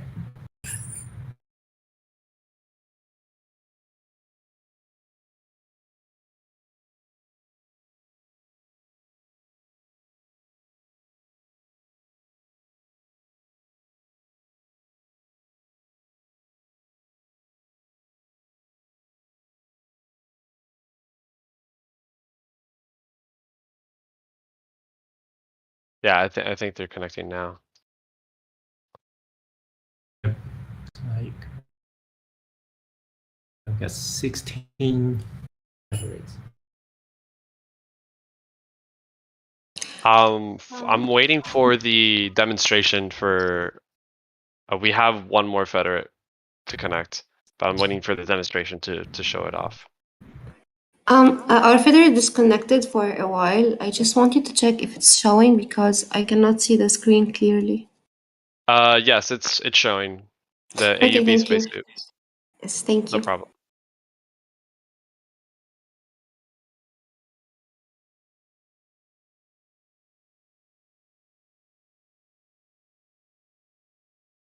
Actually, you say you're waiting for another one? I'm waiting for our demonstration at the end for me to connect it to show off the interaction. Oh, yeah. It looks like everyone's able to connect. Can you go to the time graph? Just make sure everything's in time before we do the demonstration.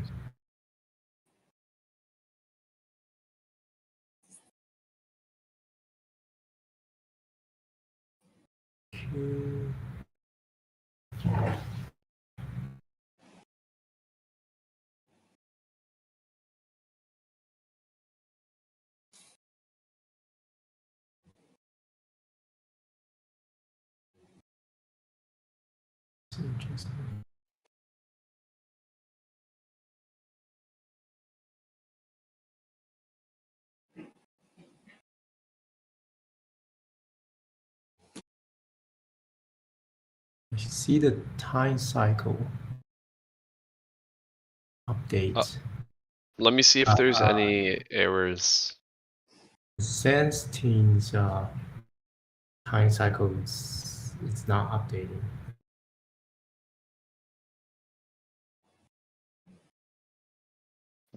There. Oh, the expansion. Yeah. I'll try to reconnect it.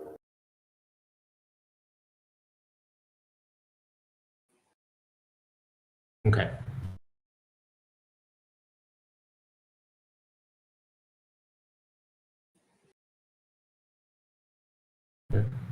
Once sense team federates resign events in time.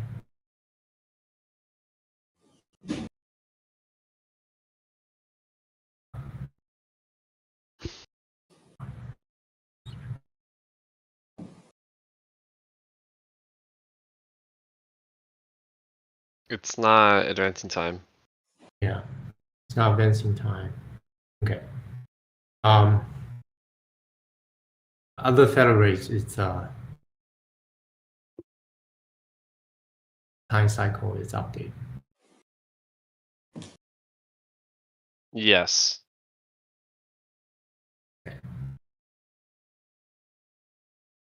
Right, let's move on to the team demonstration. So our team can talk about their federates in the details and the interactions.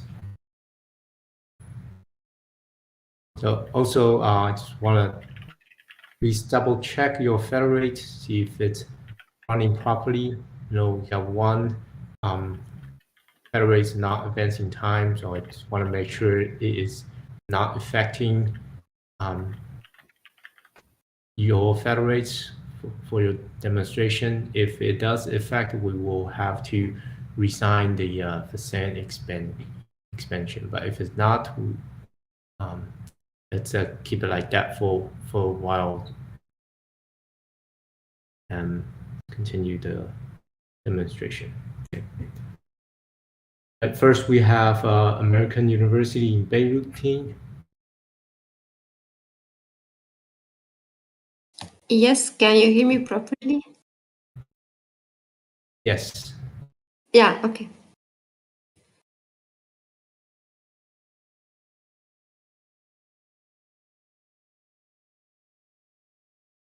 I'm sorry, it was a bit glitching before, so can you just repeat briefly what I'm supposed to do now?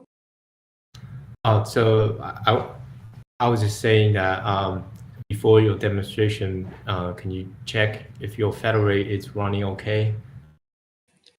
Oh, yeah, sure. I'll do that.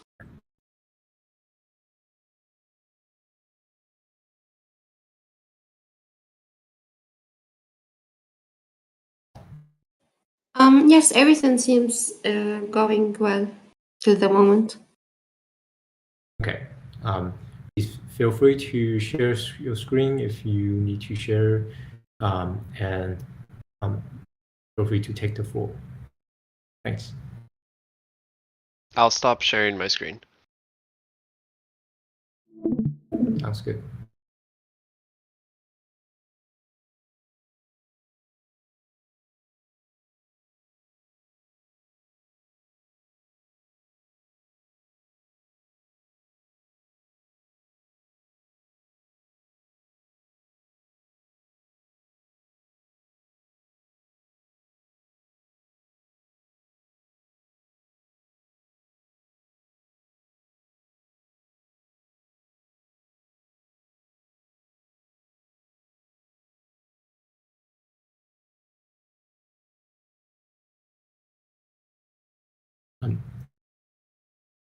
American University in Beirut, please feel free to take the floor.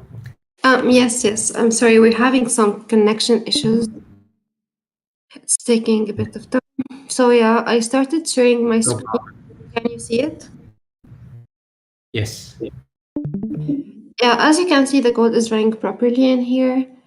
And as seen in the model, we only included one functionality, which is the position that is updating with respect to time. Yes. And it's here showing that it's sending and receiving updates with respect to time.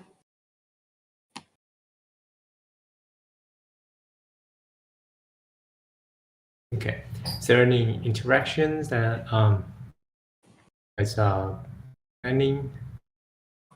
Actually, we plan to have 3 interactions with 3 different teams.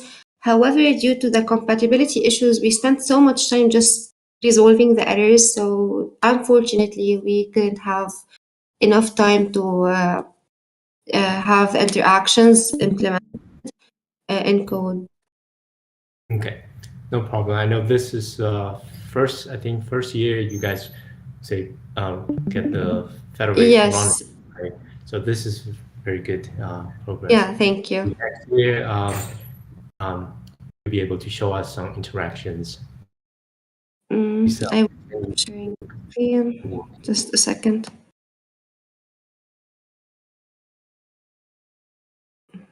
How do I do this?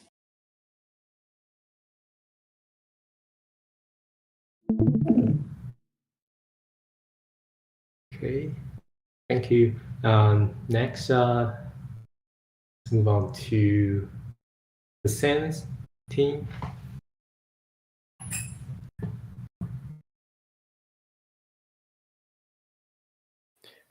I have some issues with my Discord, so I'm trying to share my screen, but I think I will lost my connection.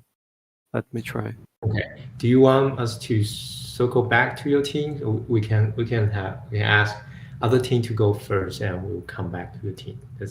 Okay. Good? Could be. Okay. So, let's move to next team, and we'll come back to Sen's team at the end. So next will be Leo Catholic University.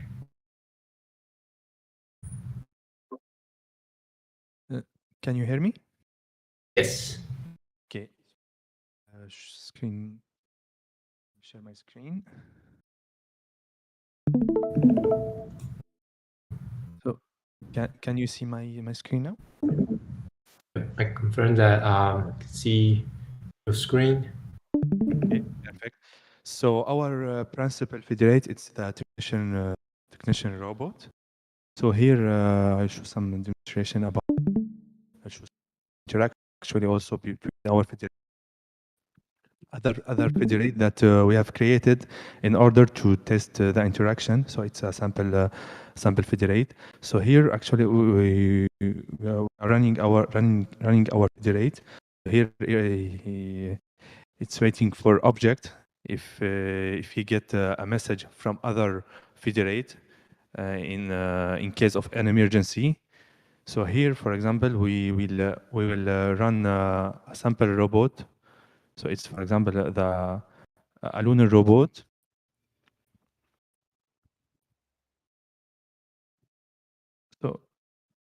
So here the position of the lunar robot. Here it's always waiting for object. So here we can either declaring a tire inflated or a low level battery, and also we can visualize the position of our of the lunar rover. So here also we have the position of the lunar rover. So for example, now we will declare a low battery, for example. So here he has a low battery. So now we will help request. So we will send a message. We will communicate actually with the technician robot in order to get the help. So here when wants to get help request, so the technician robot has received the message and he will came into the lunar rover in order to recharging the battery. Here we see it depends actually the position, the distance between the technician robot and the low battery. So we will wait until the technician robot arrive and and charge the battery. So here we have the position actually the position mechanism on our code to we change. So he's here our robot has arrived and recharging in progress. And now, so our robot technician is recharging, has recharged the lunar rover, and recharging is done. And here we have sent a message to the lunar rover. Also, so in the interaction, so the robot technician has fixed the issue, and now we have no more errors. For example, now if a tire is inflated, we can press T, and now he declared that he has the lunar rover has a tire inflated. So in order to send request or to send help request to the technician robot, help request here. Also, the robot technician has received a message from the lunar robot, and he is on his way. So he will come to the lunar rover, and now in this situation he will replace the tire instead of recharging the battery of the lunar rover.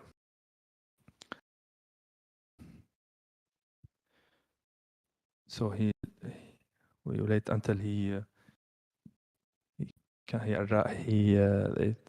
so now the RT is arrived, and now he's replacing the tire of the lunar rover here. So the time text to replacing the tire. And now we see, and the tire is replaced, and RT also is available for other operation. So now we can do another thing. And we also see on the Lunar rover that the RT has fixed the issue, and we have no more errors. And also, donc, this is all that I wanted to show you.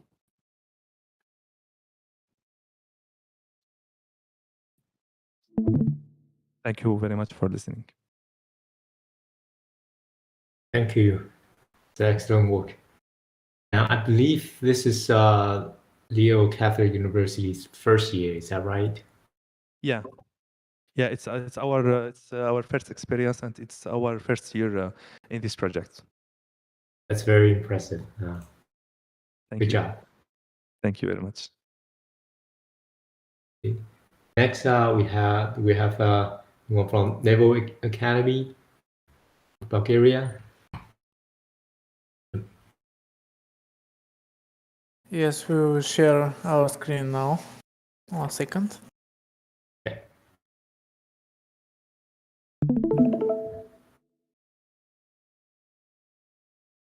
We will show you now our simulation in DOM.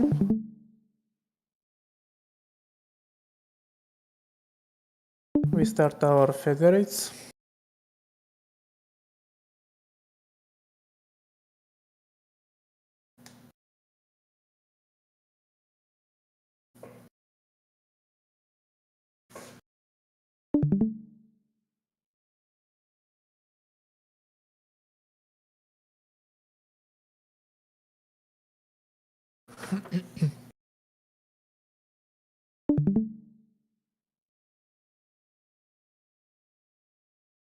Okay.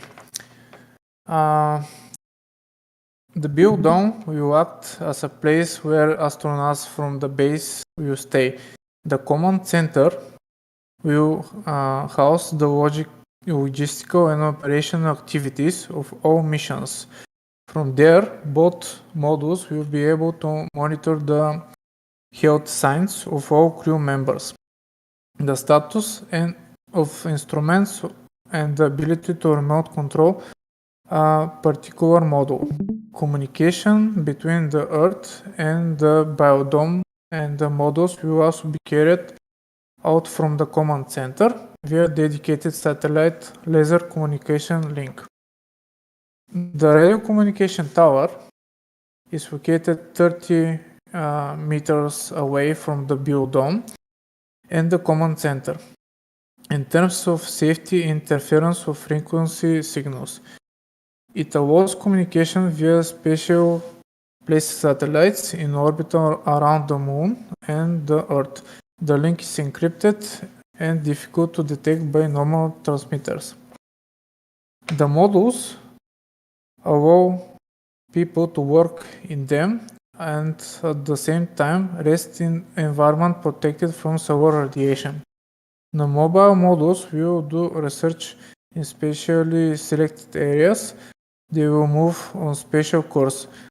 One of the first missions of the first module will be investigating the level of radiation in different parts of the Moon that are the most interest to the Autumn mission. The second module will have two missions, to the Sea of Plenty and the Ocean of Storms. The first mission will be to the western part of the Ocean of Storms. This place is unique region characterized by low hues, peculiar chemical compositions, and ancient volcanic plates. The most interesting part is huge canal system. The second mission will be to the Sea of Plenty. Compared to the other different surrounding seas, this sea is easier to explore as surface is easier to work. Our rover will allow remote control and course settings. It will be able to explore extreme places where it would be too risky for the large size of the modules. One of the first missions will be to explore Korolev crater for 140 kilometers in diameter. The edge of the South Pole Basin, the 8 basin, which is relatively close to the main base. Another key to its maneuvering is highly sensitive sensors, which will scan the space around the rover at over 250 meters. Another plus will be the research as a service, something new. Remote encrypted communication via laser photon communication will be enabled the rover to be controlled from Earth in real time as well. The research as a service would enable scientific research teams to conduct their research on the moon without having to send new rovers or be on the moon. Thank you for your attention. This is our simulation.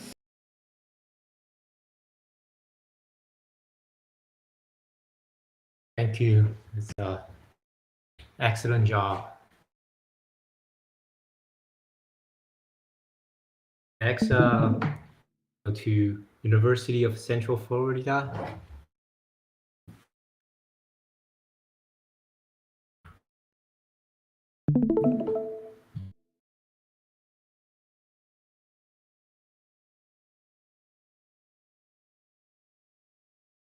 Okay, so everyone can see my screen, correct? Yes. Okay. So the main star of the show is going to be the printer. So as we see, we have 5 federates running. So this is the printer, which is constantly printing out its status state. So right now it is stopped and not doing anything. It's idle, and it has the amount of regolith and its maximum payload of 1,000 kilograms, and it just constantly prints that out to the screen. The next one that we have is the lunar landing base, which is a static element, which is going to be sending out its position. It's not going to be interacting with anything. This is going to be the tower, another static object that's not going to be doing anything. Same thing with the structural components. And this is the lunar grid federate, which helps the Razor robot pathfind. So let me show the interaction between the Razor and the printer. So what the Razor is going to do is once it enters the simulation, it's going to request a location to mine regolith in, and the printer is going to provide that. It's going to respond to that request with a random coordinate, X and Y coordinate, in which the Razor is going to mine. Once it receives that coordinate, it's going to pathfind the shortest route to that mine and mine along the path around 5 meters and until it reaches its maximum capacity. And once it reaches its maximum capacity, it will go back to the printer and request to dump all of its regolith onto the printer. And if the printer is ready to receive the regolith, it's going to receive it, and it's going to automatically start printing out. It's gonna change its status to idle to printing. So let me show you the interaction. So let's run the Razor.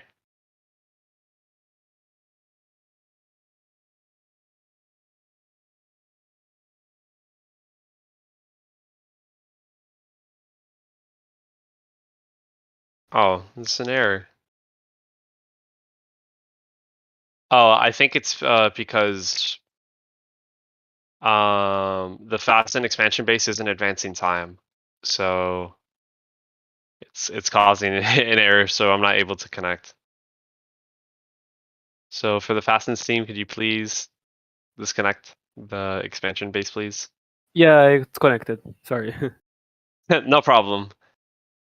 So let me just run that again.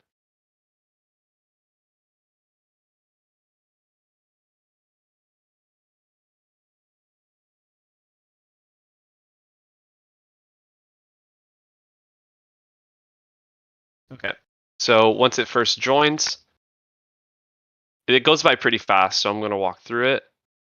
It prints out its state, So over here, it specifies that it's stopped and it has a maximum charge and it's 60 kilograms. And then it's going to send a mine location request. And once it receives that, it selects a new mine. So in this case, it would be X10 and Y10.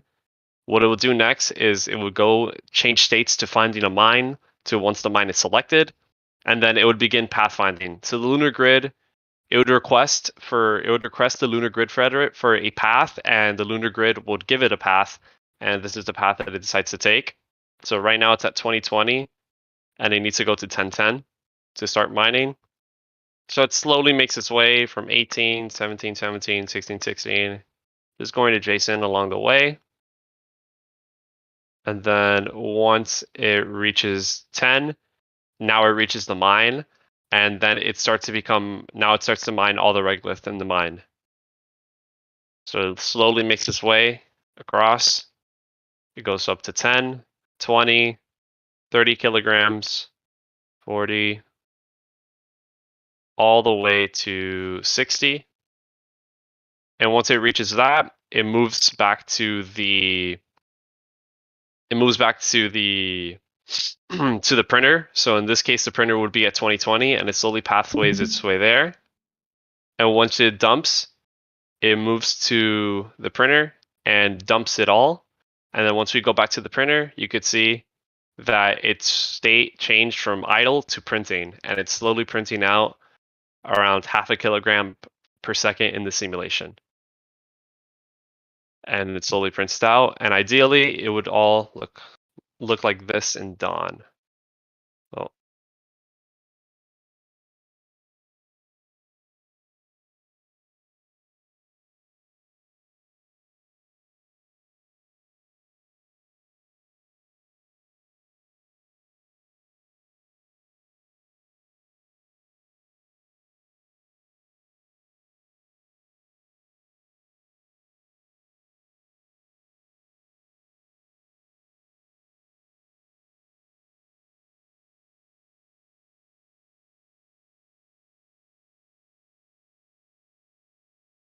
So this is simulation.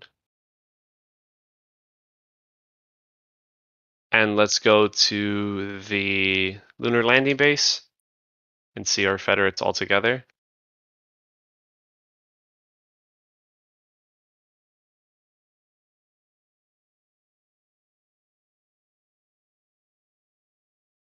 So this is the lunar landing base, which is our central hub for all of our federates. So this would be the central berm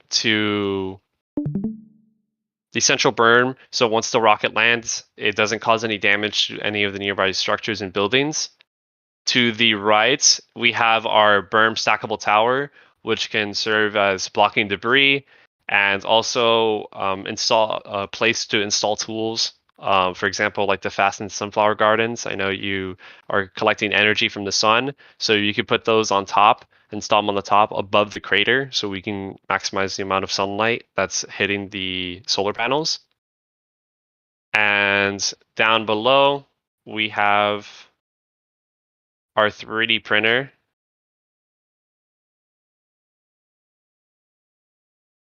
And structured components. So ideally, the Razor would be out and about mining, and it would dump all the regoliths to the 3D printer, and it would start printing out the small structured components. And they could be used for anything that the astronauts use on the lunar base. Now, unfortunately, the Razor is not with the 3D printer right now in the simulation. We did able to get some movement working, but due to the terrain clamping and the offsets, it calculates its position at by a lot. So I could show you that the Razor does indeed move, but slowly, if we would start playing the simulation, it would start moving in simulation, but its rotation and its Z coordinate would be off by 2,000 meters. So it would just be in the simulation. But the interactions work very well. So, yep, there it goes. It starts moving. So ideally, if we were to able to get this terrain clamping to work, we would have a perfect simulation to show you off. But unfortunately, I think that's something for next year.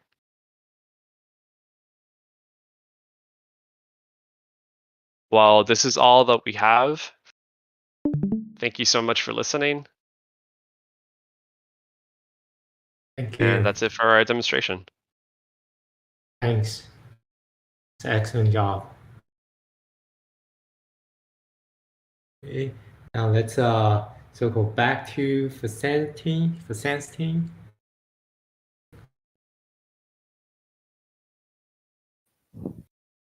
Let me try to.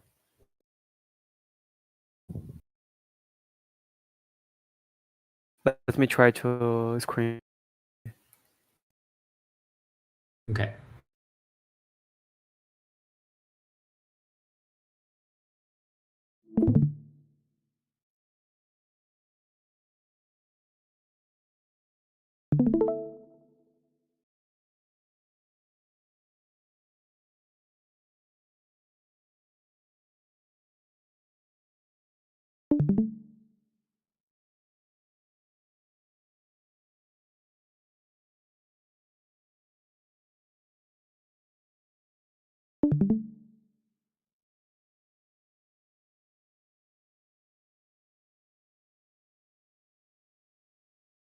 So we had some troubles about the coding part, and I'm very thankful with Alexander of the UCF team.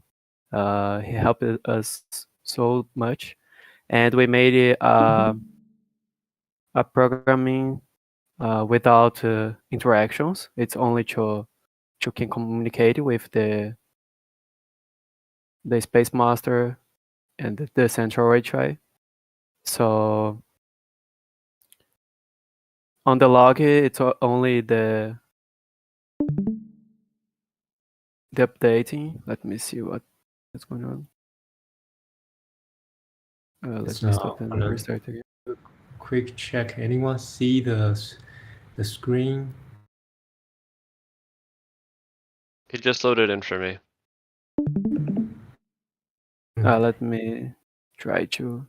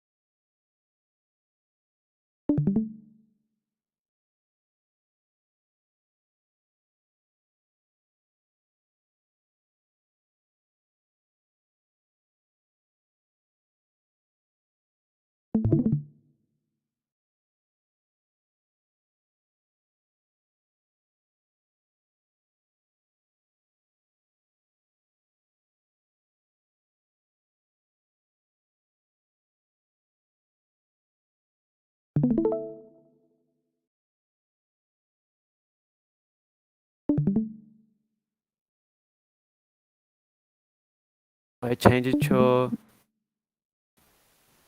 web version of Discord. I can see your screen. Okay.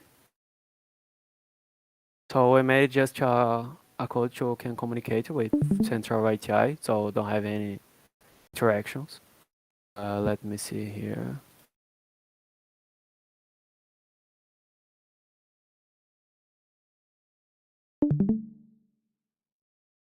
And something is going wrong here.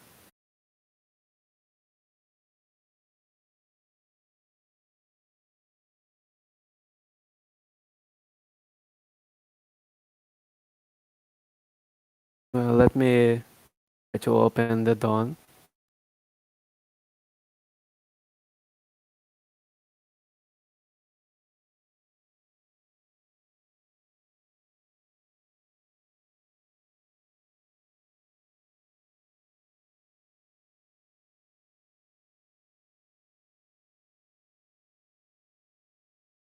Okay.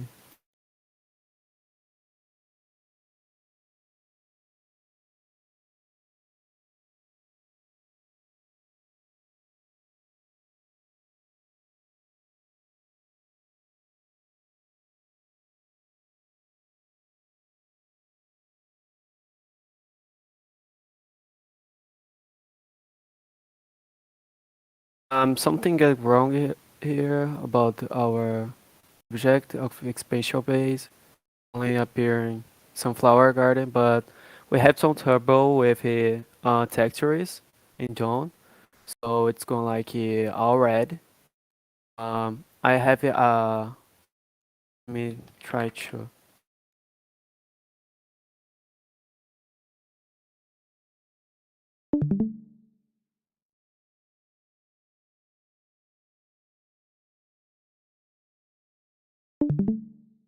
Have recorded the simulation went on yesterday to if you have any trouble.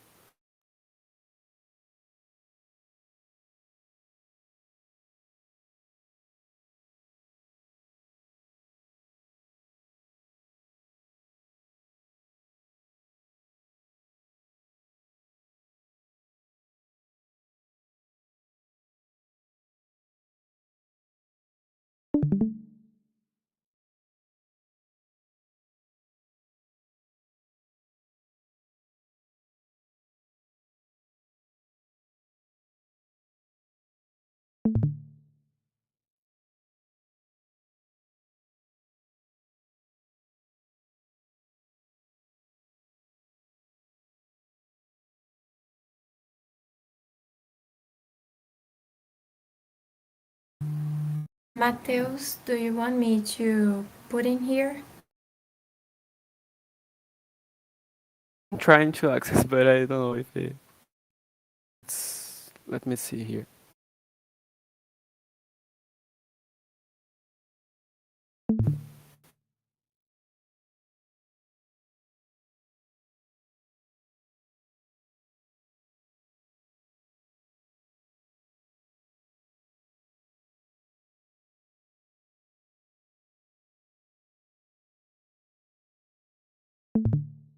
Could you share your screen? I don't know what is happened, but the video it's not showing to me.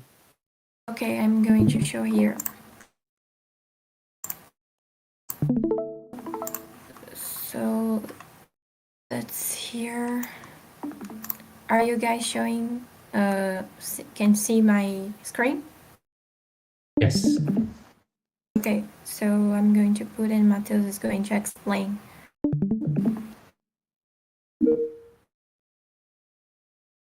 So this is our model in Dawn. So have some troubles with the textures.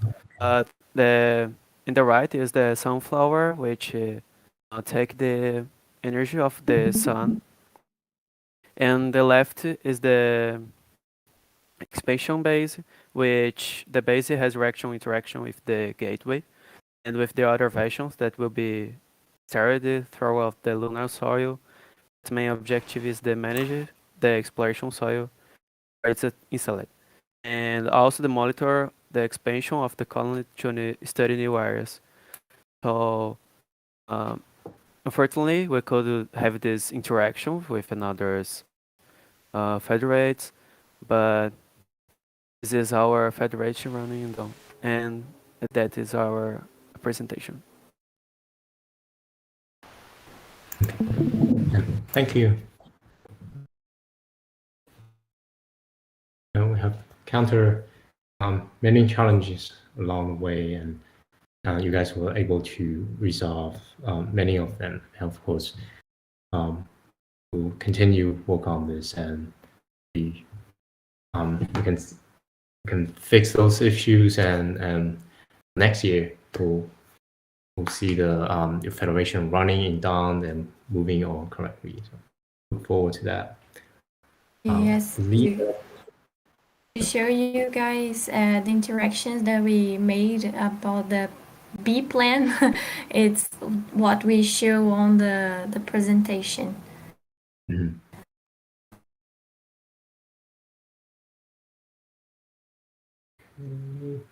I believe this is the last team. Yes. And thanks again to all the students for all the excellent work you guys have done this year. Let's give them another round of applause for their accomplishments. So this is very good. job, guys. Very well done, guys. Very well. Excellent work, everyone. Okay, back to you, Nikolai.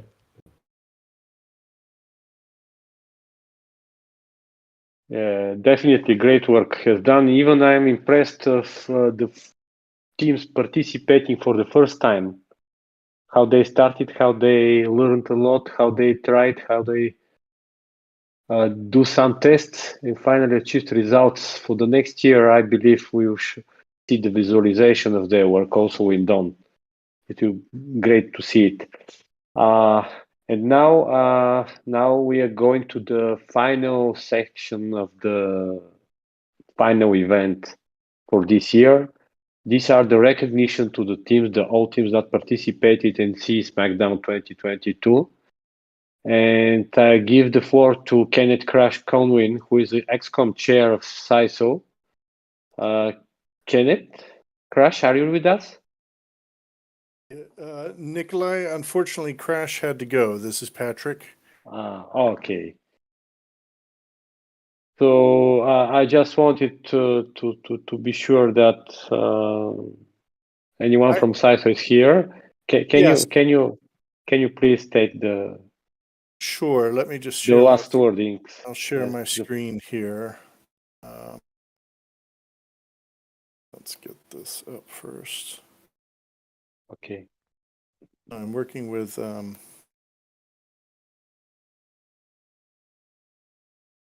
take your time. I'm just going to probably show that first. Are you seeing the certificate there? Yes. So I'm not really sure what you did on this this last year, but all of the individual participants will be receiving a certificate like the one you see. It looks like I have this set to advance automatically, but you'll either later this week, probably next week, we have to just generate the individual certificates, but each of you will be receiving this. I think Nikolai, you'll distribute this to the team leaders, I believe. Yes, I'll do it. So as you see, nice little memento for everyone that participated with the the logos of NASA and Florida Space Institute and SISO. So really congratulations to all of you. Terrific work. That was really fascinating just to watch. And I've enjoyed very much the baseball card format. Just seeing that sort of concise summary.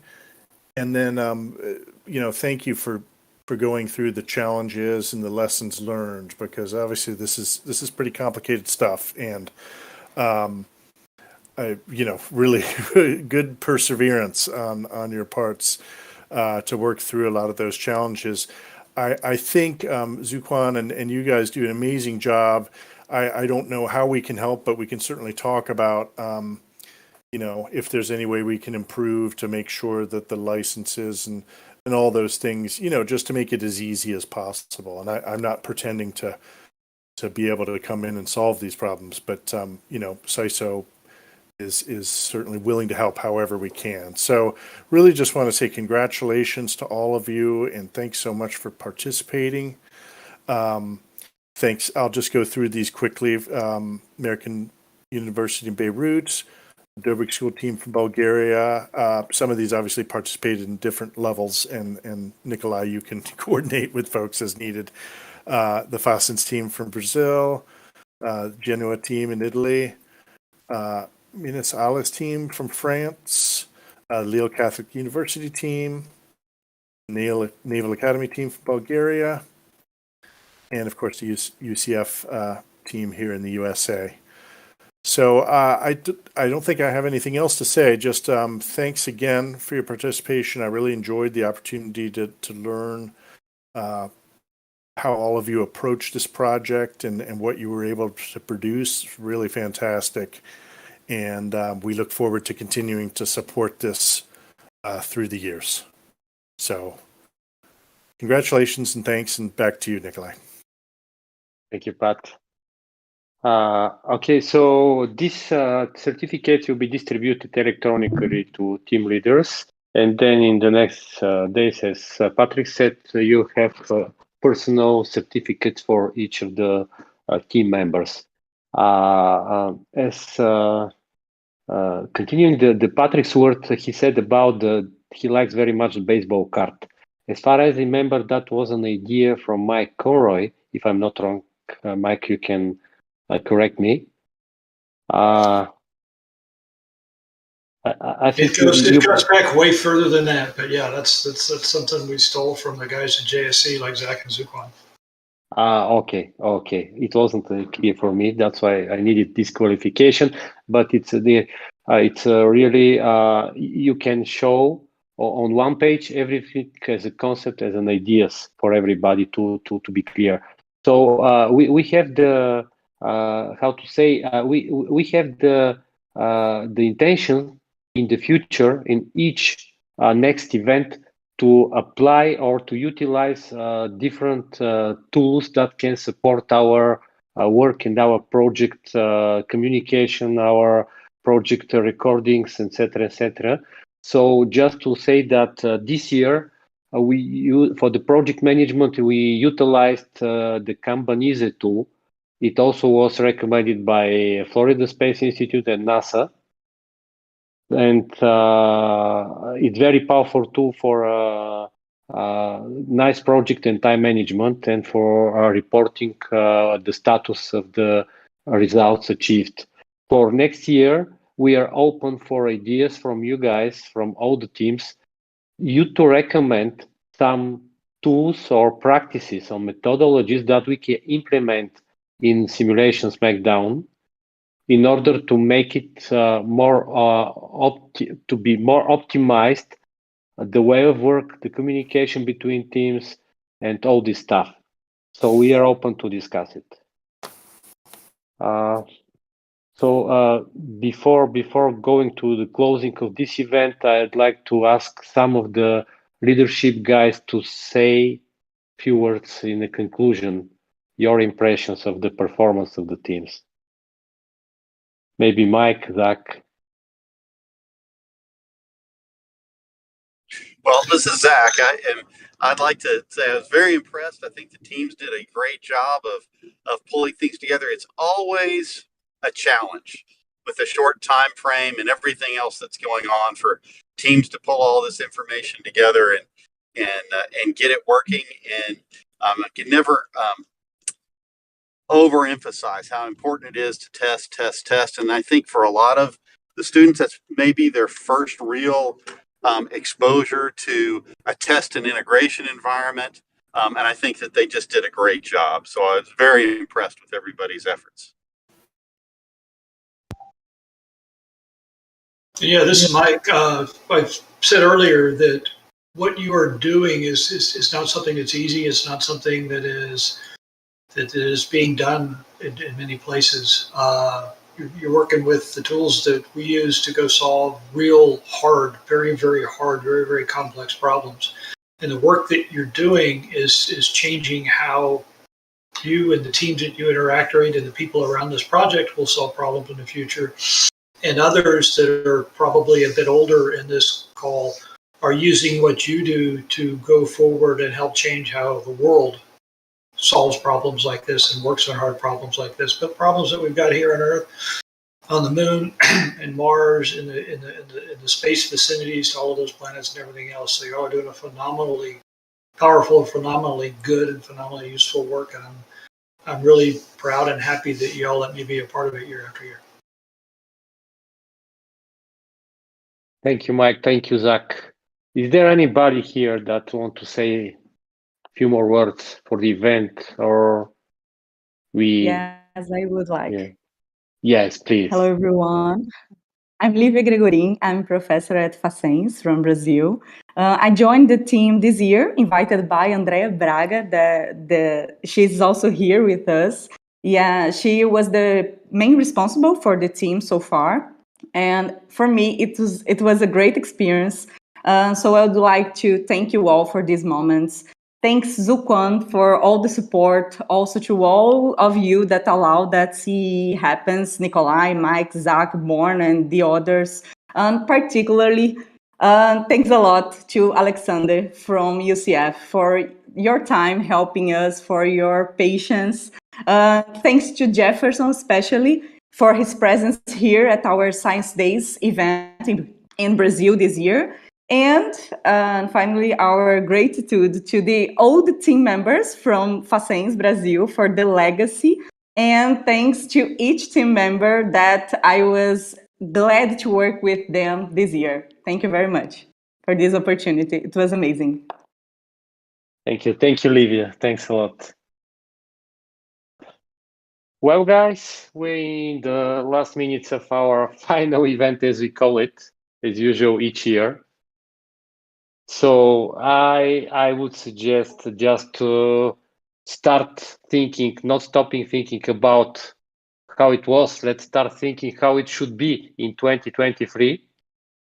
And you can follow us for updates in our Facebook page. Also, new updates and new website we will have in the next month. You can watch our updates there also. And recently we have started with a Twitter account. So any news are welcome, but because it's everything based on voluntary activities, I will highly appreciate is from any one of you if you send photos from your models and from your federations, and also some short videos in order those to be published on the Facebook page of Smackdown and also on other social media. Please do it. I know you have to do it almost immediately after the event. In any other case, you have starting doing other job and you getting less priority. Please do it and send these messages and photos and videos to me. Thank you very much to everyone. Once again, to all team members, to all the people involved in this for the recent years. And definitely, we start planning the next event, and I believe it will be live event for everybody. We can meet each other face to face and discuss all these huge opportunities that Smackdown provides for us, even for the future. Thank you very much from me. Wish you all the best. Take care of you and your family. That's from me.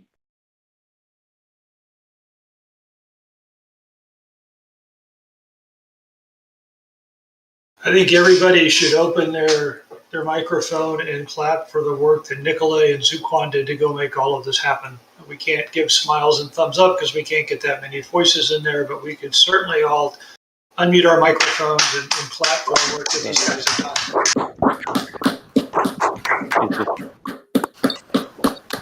done. Okay. Thanks a lot. Without you people, C will not be alive. Thank you very much. Okay, see you next year. Yeah. Okay. See you. Bye. Bye. See you. Bye. Thank you for everything. Bye-bye. Thank you. Great job, everyone. Thank you. Bye. Bye-bye.